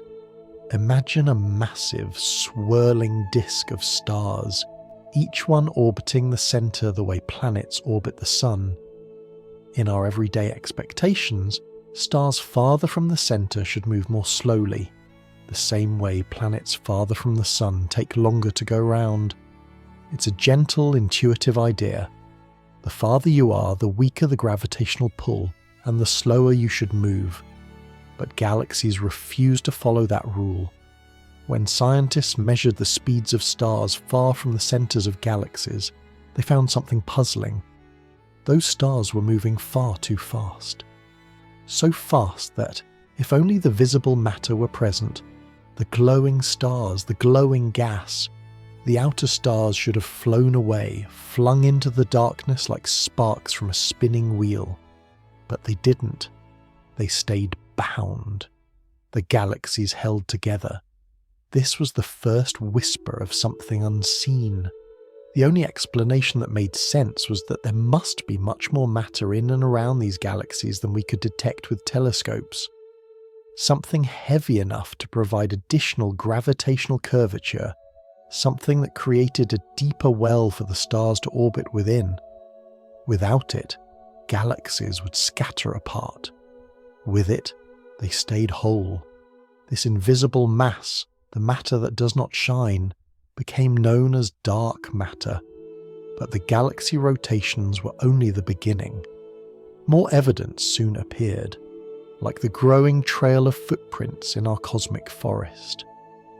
One of the clearest signs came from gravitational lensing. Remember how space-time curves around mass and how light follows the curves? Astronomers began to notice that distant galaxies, when seen through clusters of galaxies in front of them, appeared distorted, stretched, brightened, bent into arcs and rings. This bending was stronger than the visible matter alone could create. Something else was contributing to the curvature, something unseen but undeniably heavy. These distortions weren't just curiosities, they were maps. The bending of light created patterns that scientists could decode, revealing where the invisible matter must be located. When these maps were drawn, they showed enormous halos of unseen mass surrounding galaxies and clusters, like a vast, transparent skeleton on which the luminous universe was draped. One of the most striking pieces of evidence came from a system known informally as the Bullet Cluster. Two galaxy clusters had passed through each other like two flocks of birds gliding through the sky. The hot gas inside them, made of ordinary matter, collided and slowed down. But the gravitational mass, mapped by lensing, did not slow down. It streamed ahead, slipping through the collision almost untouched. This separation, the visible matter dragging behind, the gravitational mass moving ahead, was like seeing footprints that refused to match the creature in front of you. It gently but firmly told the scientific world, whatever is creating the gravitational fingerprint is not made of the same stuff as stars, gas, or dust. It is something else entirely. And so the idea of dark matter became more than a hypothesis. It became a quiet companion to every model of cosmic structure. It is the scaffolding on which galaxies form, the invisible threads that weave the cosmic web, the silent partner that outweighs ordinary matter by more than 5 to 1. Every galaxy, including our own Milky Way, sits inside a vast halo of this unseen substance, stretching far beyond the visible spiral arms, shaping the motion of stars like an unseen conductor, guiding a symphony. Yet, for all its influence, dark matter remains mysterious. We do not know what it is made of. It does not interact with light. It does not collide with itself like ordinary gas. It does not clump into glowing stars or swirling disks. It passes through entire galaxies without slowing down, slipping between atoms the way a shadow slips across the ground. All we know for certain is that it has mass, and where there is mass there is gravitational curvature, and so we infer dark matter not by seeing it directly, but by reading the way it shapes space-time. Every star that moves too quickly, every galaxy bent inward by unseen weight, every arc of distorted light is a gentle trace left behind by this invisible presence. Some people ask, could we be misunderstanding gravity instead? Could the motions of galaxies be explained by a tweak to the laws of gravity themselves? It is a reasonable, thoughtful question. But when astronomers examine galaxy clusters, lensing patterns, cosmic structure, and the smooth ripples of the early universe, they find that all the evidence aligns with one idea: something heavy, something invisible, something that gravitates is filling the universe. It may not be made of anything familiar, but its gravitational fingerprints are everywhere. The stars follow its pull, light bends around its mass, galaxies assemble along its hidden scaffolding. Even the patterns frozen in the cosmic microwave background, the faint afterglow from the early universe, show hints of its presence, shaping the first tiny clumps of matter that later grew into galaxies. Dark matter remains one of the great quiet mysteries of modern science, but its story is not frightening or ominous. It is simply a reminder that the universe is deeper than our eyes can see. That light is not the only messenger, and that gravity, in its gentle, patient way, reveals truths that no telescope can capture directly. Somewhere out there, surrounding every galaxy, stretching across the vast emptiness between clusters, threading through the cosmic web, is the invisible matter that anchors the luminous universe. And even though we cannot see it, we live within its embrace. Our own Milky Way spins inside a dark halo far larger than the disk of stars we know so well. It is part of the shape of our home. Perhaps the most poetic part of this story is that gravity, which once seemed the simplest of forces, becomes our window into the unseen. It tells us that the universe still holds secrets, still keeps some of its chapters unwritten, still invites our curiosity to explore. If you've ever watched dough rising in a warm kitchen, you'll know that something gentle can still change shape in a profound way. At first, the dough sits quietly, barely shifting. Then, slowly, almost imperceptibly, it expands.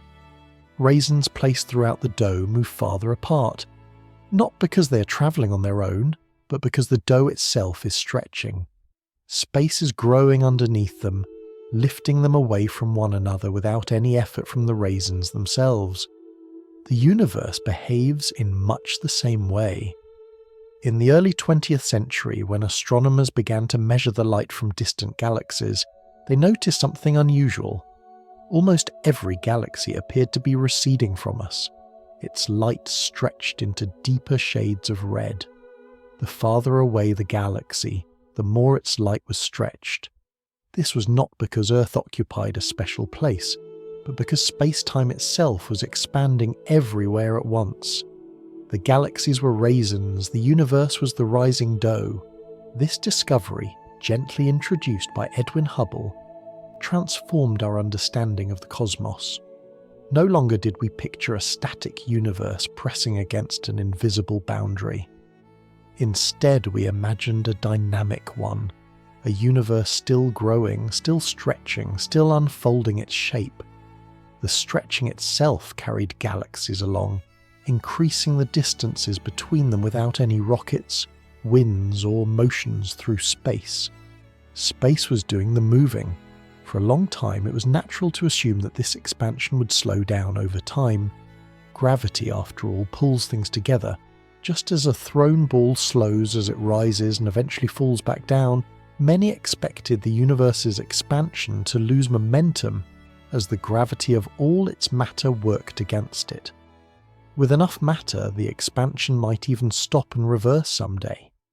With just the right amount, it would slow but never quite reverse.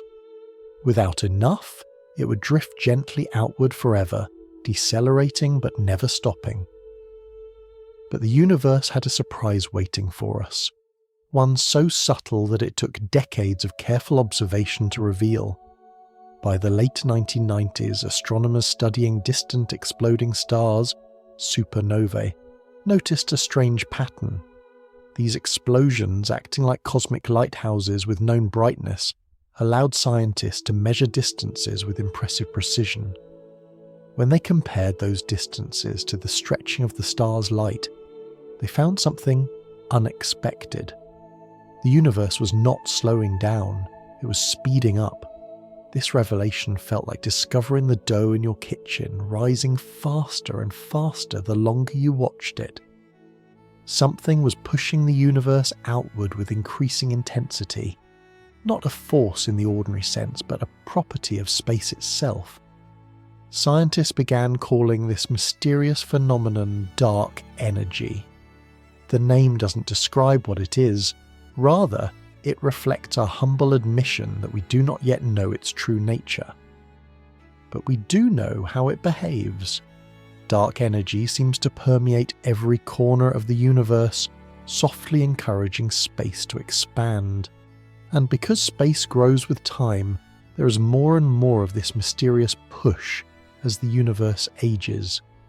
The expansion accelerates, not because of a force acting on galaxies, but because the fabric of space itself is changing its rhythm. This idea can be difficult to picture, so let's turn back to the dough. Imagine that each pocket of dough contains a gentle, quiet pressure that becomes more noticeable as the dough stretches. The more dough you have, the more places exist where that pressure can act. As the dough expands, its ability to expand grows stronger. Space behaves in a similar way. The more it stretches, the more room there is for dark energy to act. But even this comparison falls short because dark energy isn't a substance sitting inside space. It is a feature of space, like a soft echo humming within the cosmic fabric, shaping the entire universe without being tied to any particular point. Dark energy now appears to make up most of the energy of the universe, far more than ordinary matter, far more than dark matter, far more than stars, galaxies, and everything we see glowing in the night sky. And yet, we only know it through its influence on expansion. It leaves no other clues, produces no light, and has no smell, taste, texture, or shadow. The universe grows, and from that growth we deduce its presence. What does dark energy mean for gravity? On small scales, planets, stars, galaxies, gravity still reigns. It pulls matter together, forms suns from swirling clouds, and gives galaxies their spiral arms. But on the larger scales, far beyond clusters of galaxies, dark energy outcompetes gravity's pull. Where gravity tries to sculpt structure, dark energy stretches the canvas itself. It is a cosmic balance, of sorts. Gravity shapes the local, dark energy shapes the global. To put it another way, gravity is the architect of what clumps. Dark energy is the architect of what expands. Where did this mysterious effect come from? There are several gentle interpretations. The simplest is to imagine that empty space, true vacuum, has a small, persistent energy built into its nature. When space-time expands, this vacuum energy does not thin out or fade. Instead, it fills the new space created, driving further expansion. Another possibility is that dark energy is a slowly evolving field, not unlike the fields that govern matter and forces on smaller scales, changing ever so slightly over cosmic time. But these ideas remain possibilities, not certainties. The truth is that our understanding of dark energy is still young. We measure its effects with growing precision, watch galaxies drift apart, trace the stretching of ancient light, and use the quiet pull of gravity as our guide. And each new observation reminds us that the universe is not content to simply expand. It is accelerating gently, steadily, patiently. If you were to look out at the night sky thousands of years from now, galaxies might appear slightly farther apart, 10 million years from now, farther still, 1 billion years from now, the night sky would change in ways we cannot yet fully picture. In the extreme future, far beyond any human story, galaxies might slip beyond our visible horizon, carried away by the stretching of space faster than their light can reach us. The universe would grow quieter, softer, lonelier. But that is a story for another session. For now, it is enough to rest with the idea that gravity and dark energy coexist in a delicate cosmic dance. One gathers matter into galaxies, the other pulls galaxies away from one another across the expanding stage. And through both, spacetime reveals its shape. Dark energy is not a dramatic force. It is not violent or chaotic. It is the soft, persistent breeze that shapes the future of the cosmos. Gentle, steady, everywhere. If you've ever looked at frost forming on a window pane during a cold morning, you may have seen something quietly extraordinary. Delicate branches spread outward in thin, icy filaments. Some lines grow thick, some bend and converge, others stretch into empty spaces before curling into silence. The whole pattern looks almost alive, complex, interconnected, full of hidden order, and yet it forms from nothing more than cold air, moisture, and time. The universe, on its grandest scales, reveals a similar beauty. Far beyond the stars visible to the naked eye, beyond the glowing arms of our galaxy, beyond clusters of galaxies and the dark voids between them, lies a vast structure called the cosmic web. It is not made of frost nor of branches, but of galaxies, hundreds of billions of them, strung along invisible filaments of dark matter, stretching across the universe like the soft scaffolding of creation itself. If we could drift above the universe and look down upon it the way we look down at a map, we would see something resembling a three-dimensional lacework, bright knots where clusters of galaxies gather together, long thin threads where galaxies line up like beads on a string, and enormous quiet voids, cosmic hollows, where almost nothing resides. These voids are not errors. They are part of the pattern, giving shape to the filaments the way empty space gives meaning to the lines of a drawing. This web did not form all at once. It grew from tiny seeds, subtle variations in density present when the universe was incredibly young. Imagine a shallow pond with barely perceptible ripples. Over time, wind and gravity deepen some ripples, flatten others, and sculpt the water surface into new shapes. In the early universe, gravity played the role of wind. Even the slightest clump of matter attracted more matter toward it. Over millions of years, those slight clumps grew into swirling clouds, then stars, then galaxies, then clusters of galaxies. And woven through all of it was dark matter, the invisible skeleton guiding the visible universe. Ordinary matter, gas, dust, stars, flowed into the web's dark filaments like water settling into the channels of a riverbed. Without dark matter, galaxies would have formed slowly, unevenly, perhaps not at all. Instead, they gathered along the web's long invisible arms, growing brighter over time. To understand how we know all this, we must turn our gaze to one of the most delicate relics of cosmic history, the cosmic microwave background, a faint afterglow from the early universe. It is not a bright light. It is not even visible to the eyes. It is a soft, uniform glow that fills the sky at all times, as though the universe keeps a quiet memory of its childhood humming gently in the background.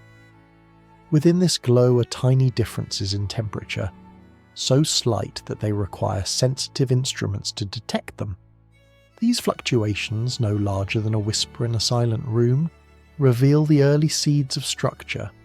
They show where matter was slightly thicker or slightly thinner in the first moments after the universe became transparent. And from these delicate clues, we can reconstruct how the cosmic web grew, where gravity pulled matter into filaments, and how dark matter shaped the grand architecture of everything we see today. But the cosmic microwave background holds more than just a record of density. It holds the imprints of ancient motions, soft patterns in how the light is polarized, swirled, and oriented. Among these patterns is one that scientists continue to search for with great care, a subtle swirl that would hint at primordial gravitational waves. These waves would be echoes from a moment when the universe expanded at an astonishing rate, far faster than at any time since, a burst of growth gently called inflation. Inflation is a profoundly simple idea told in gentle terms. In a fraction of a moment, space stretched dramatically, smoothing out irregularities the way a person might smooth a wrinkled sheet with one quiet gesture. This stretching also tugged at the quantum fluctuations, tiny, jittering variations in energy, magnifying them until they became the seeds of galaxies, clusters, and the cosmic web. The universe, once small and dense, expanded into a vast, nearly uniform space, but with just enough variation to eventually blossom into stars, worlds, and life. If inflation happened, it may have produced gravitational waves, ripples so ancient that they would still drift across the cosmos today, faint but persistent. These waves would leave a signature in the cosmic microwave background, a swirling pattern in the way the ancient light is polarized. This swirling pattern, often called B-mode polarization, would be like finding a faint fingerprint of the universe's earliest movement, a whisper from the first fraction of a second. Scientists have searched for this signature for years, listening through static, separating signal from noise, refining instruments.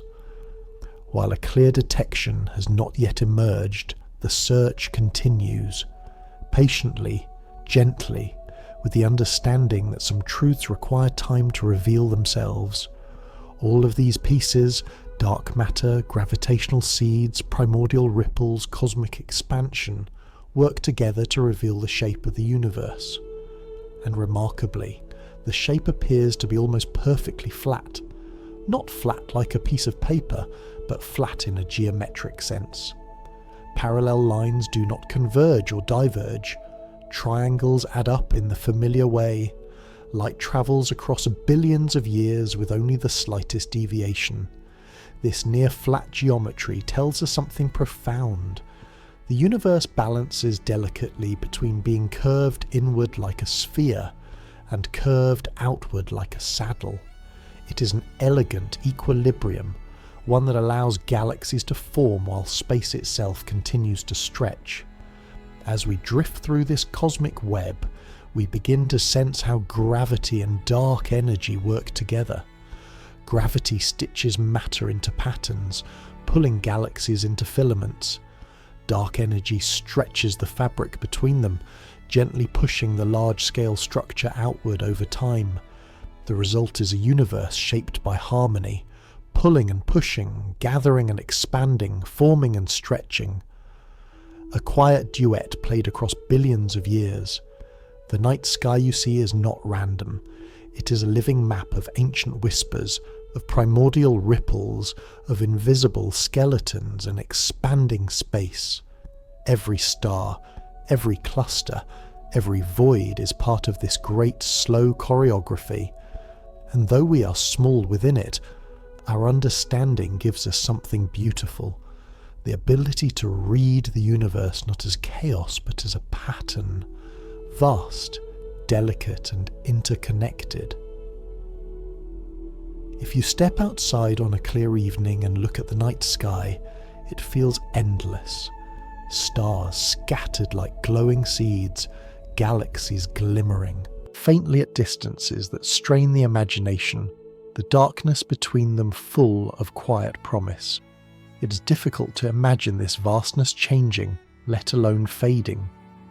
But the universe, like all things, has a story, a beginning, a middle, and eventually an end.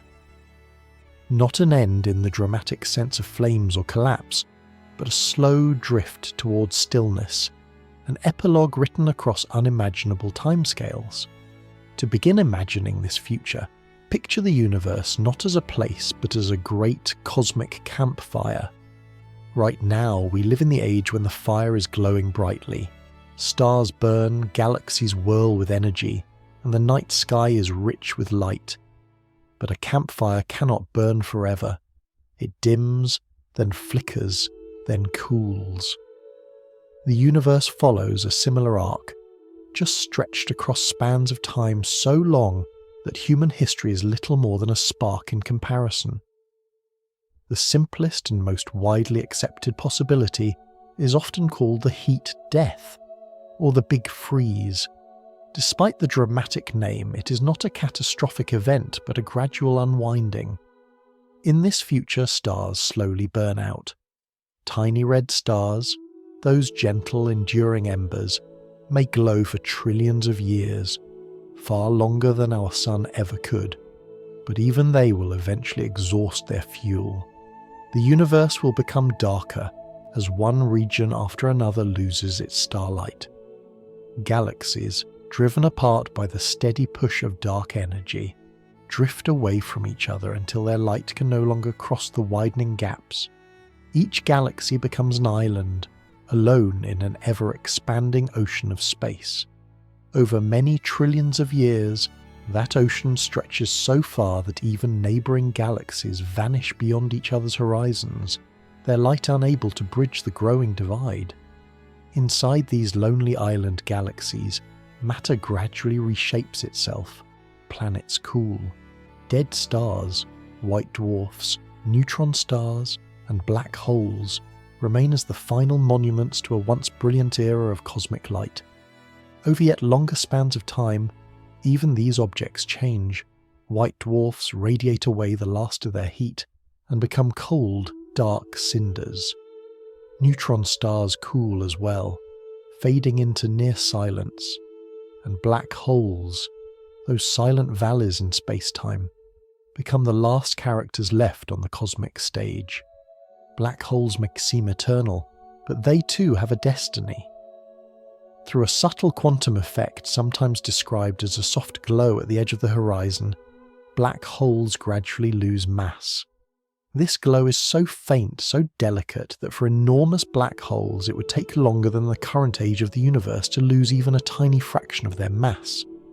Yet given enough time, truly staggering amounts of time, they will evaporate entirely, releasing the last whispers of radiation into an otherwise cold and dark cosmos. Imagine the universe at that point.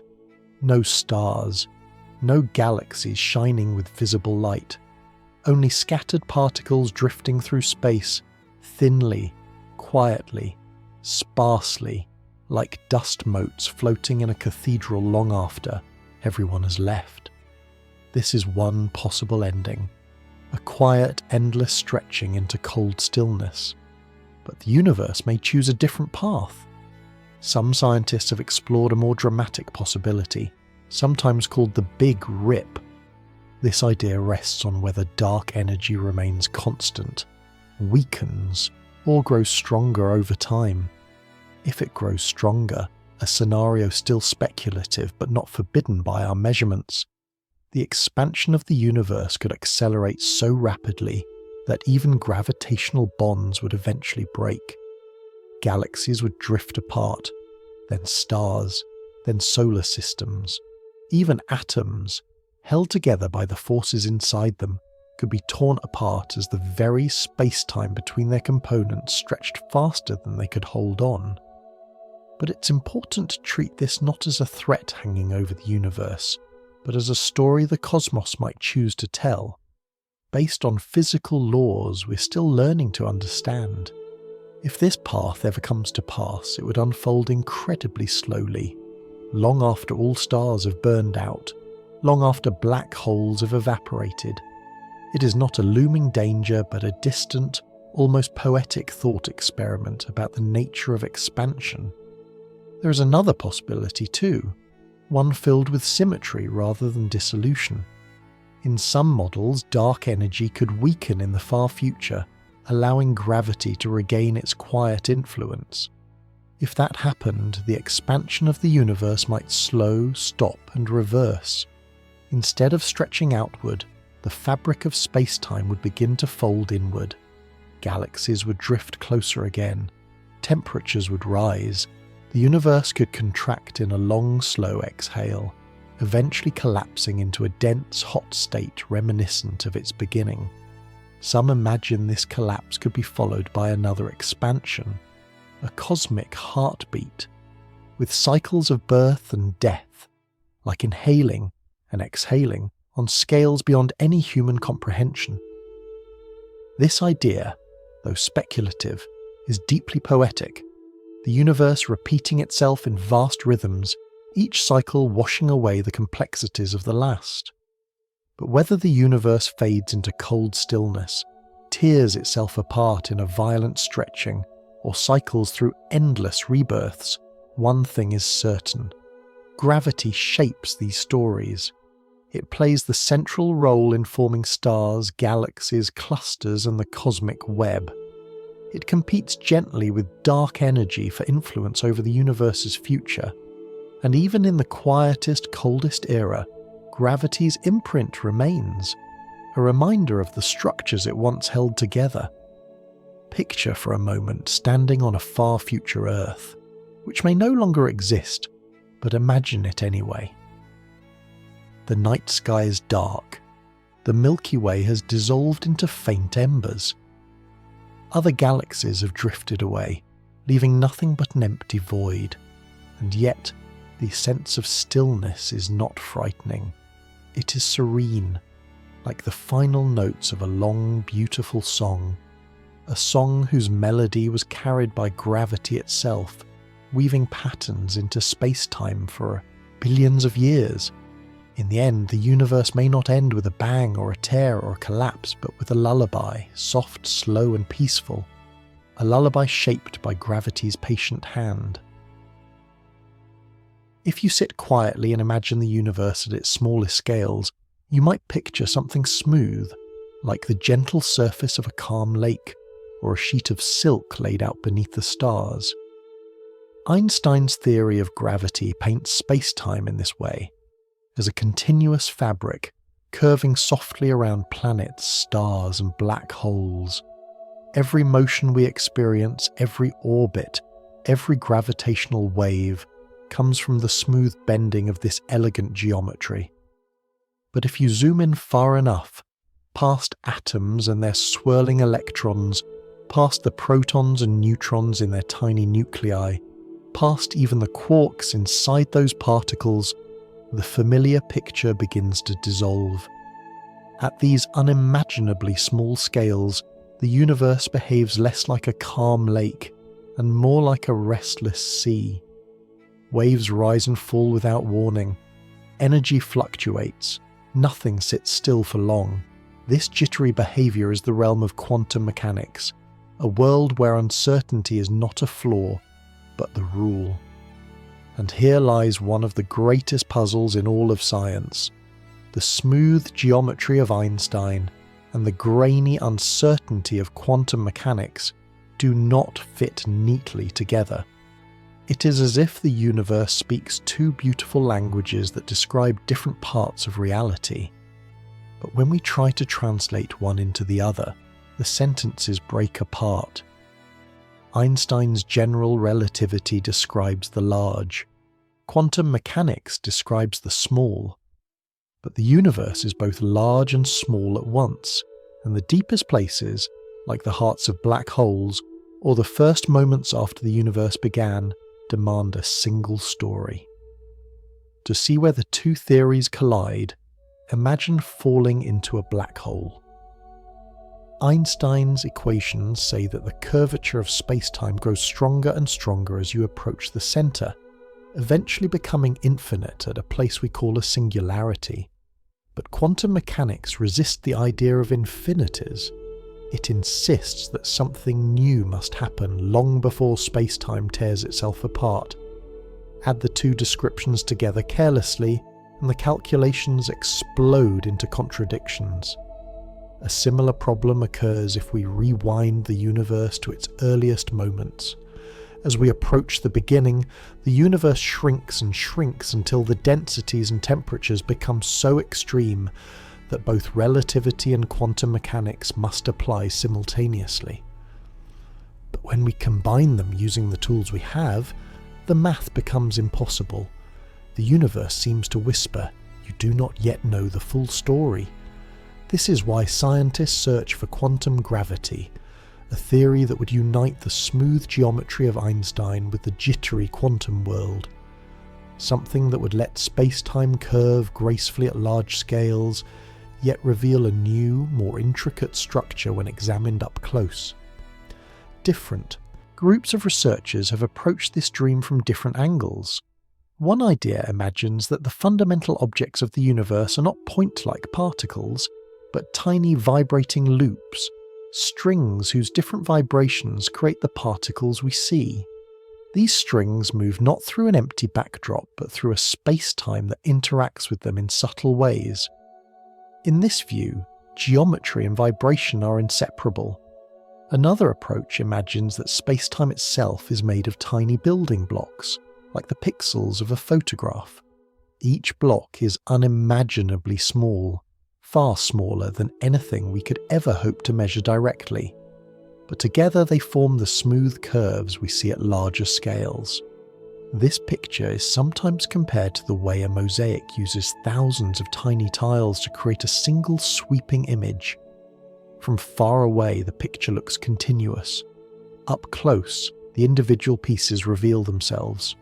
There are yet other ideas, approaches that suggest the universe might behave like a hologram in certain situations. In these interpretations, all the information contained within a region of space could be encoded on a boundary surrounding it, just as a three-dimensional scene can be stored on a two-dimensional surface in a hologram. The idea sounds dreamlike, almost mystical, but it emerges naturally from certain attempts to reconcile gravity with quantum behavior. Each of these paths offers glimpses of what a unified story might look like. None has answered all the questions, but each one adds a piece to the puzzle, a suggestion of what the full tapestry might reveal. One of the most famous puzzles at the intersection of gravity and quantum theory is the black hole information paradox. It begins with a simple question: what happens to the details of everything that falls into a black hole? If a black hole eventually evaporates, as our current understanding suggests, does the information disappear? Does the universe forget what went in? In everyday life, information never truly vanishes. Burning a piece of paper destroys the pattern of ink, but the smoke and ash still contain clues. The universe usually keeps a record in the distribution of particles, the flow of heat, the subtle remnants of past events. But a black hole seems to trap information behind its horizon, and if that black hole evaporates entirely, the record appears lost forever. Quantum mechanics insist that information cannot simply vanish. Gravity, as described by Einstein's equations, seems to allow it. This disagreement has sparked decades of research, with ideas ranging from hidden correlations in the radiation to holographic surfaces that store information before it falls in. The paradox is not a crisis, it is a beacon, a sign that we are brushing up against a deeper truth. There is another whisper from Einstein's equations that hints at new physics. Certain solutions appear to allow paths that loop through time, letting an object return to its own past. These strange trajectories are called closed time-like curves. No one believes such paths are part of our everyday universe, but their existence as mathematical possibilities suggest that something important is missing, some safeguard that keeps causality from unraveling. Quantum gravity may hold that safeguard, hidden in a language we have not yet learned to speak. The search for a unified theory is not a race. It is a slow, thoughtful exploration. Scientists approach it like explorers mapping the edge of a dimly lit forest. Each new insight brightens a small patch of ground. Each contradiction marks a corner that must be revisited, and each idea, whether confirmed or discarded, helps us understand the path a little better. We stand today with powerful tools, gravitational wave detectors, satellites scanning the cosmic microwave background, telescopes peering across billions of light years, and yet the deepest questions remain open. This is not a failure. It is a reminder that the universe is vast, intricate, and patient. It does not reveal its secrets all at once. It invites us to return again and again, each time seeing a little more clearly. Perhaps one day we will discover the true shape of space-time at its smallest scales. Perhaps we will learn how information flows through black holes, or how the early universe set the stage for everything we know. But for now, we accept that uncertainty is part of the story, an invitation rather than a barrier. Gravity and quantum mechanics, the twin storytellers of the cosmos, are waiting to be harmonized. When they finally meet in a single language, we may find that the universe was always more beautiful than we imagined. There is a quiet moment each night, just before sleep begins to blur the edges of your thoughts, when the world grows soft. You notice the gentle weight of your body resting against the mattress, the distant hum of a fan or the soft ticking of a clock, the rhythm of your breath steady and familiar.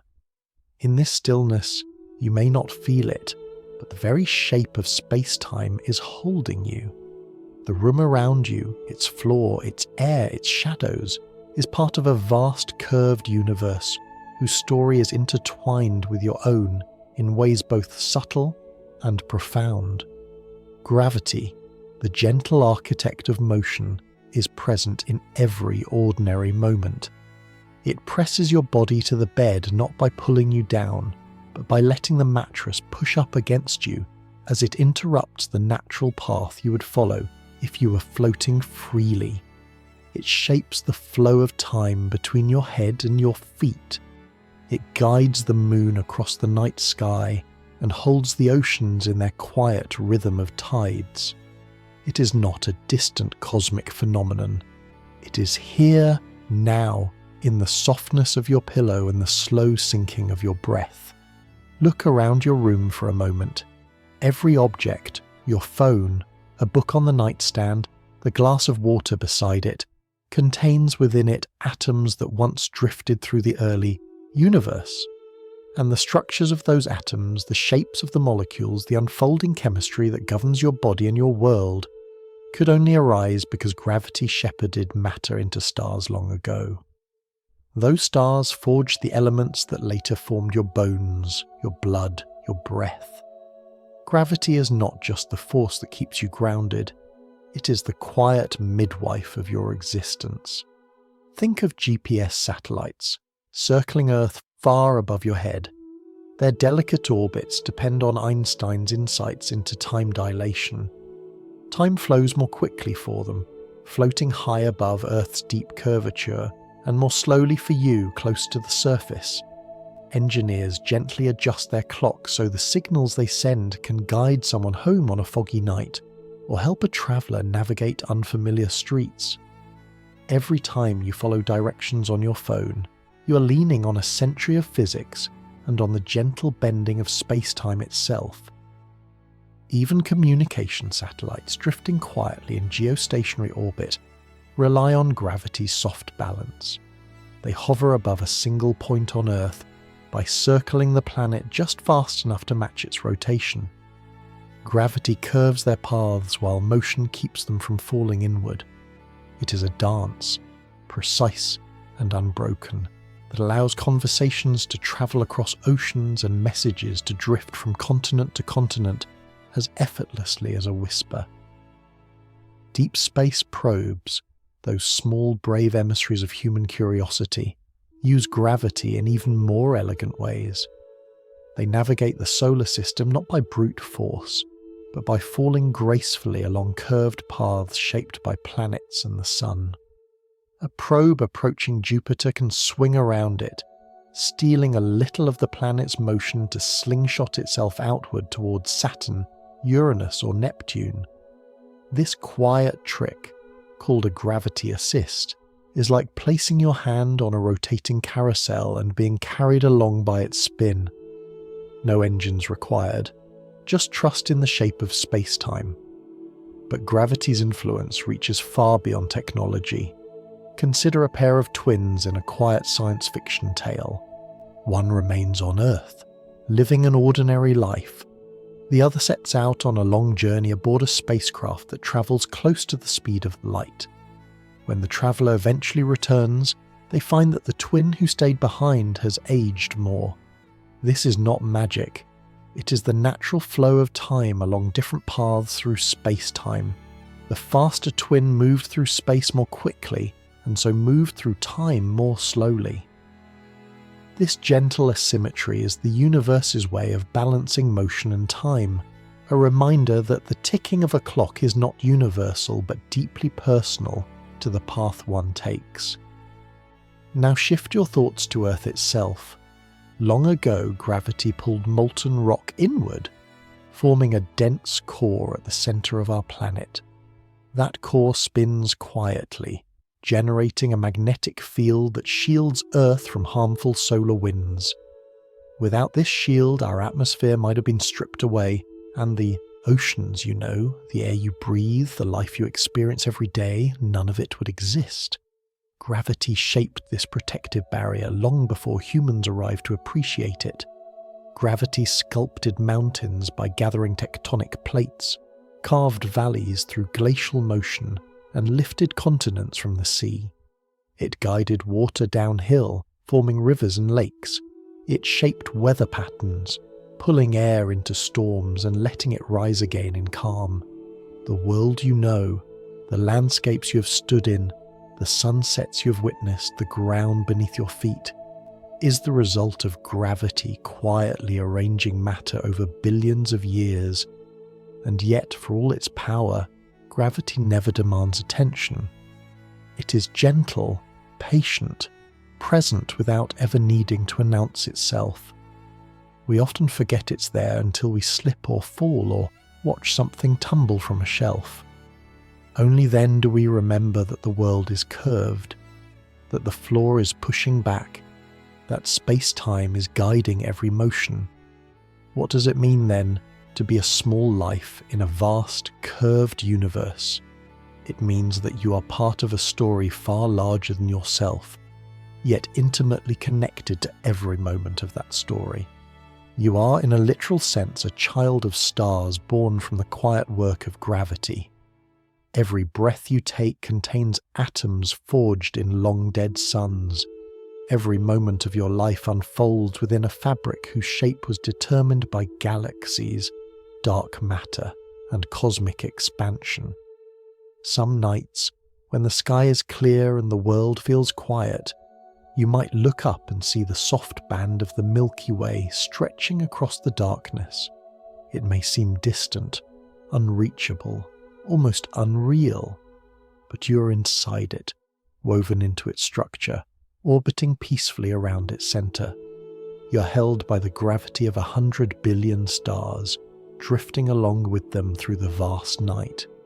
In moments like this, the quiet ones, you begin to feel the universe not as an abstract idea, but as a presence, a place that has shaped you, cradled you, and given you a home, a place where every clock ticks at its own pace, where every motion follows a curved path, where every life is a brief but meaningful flicker in a long cosmic story.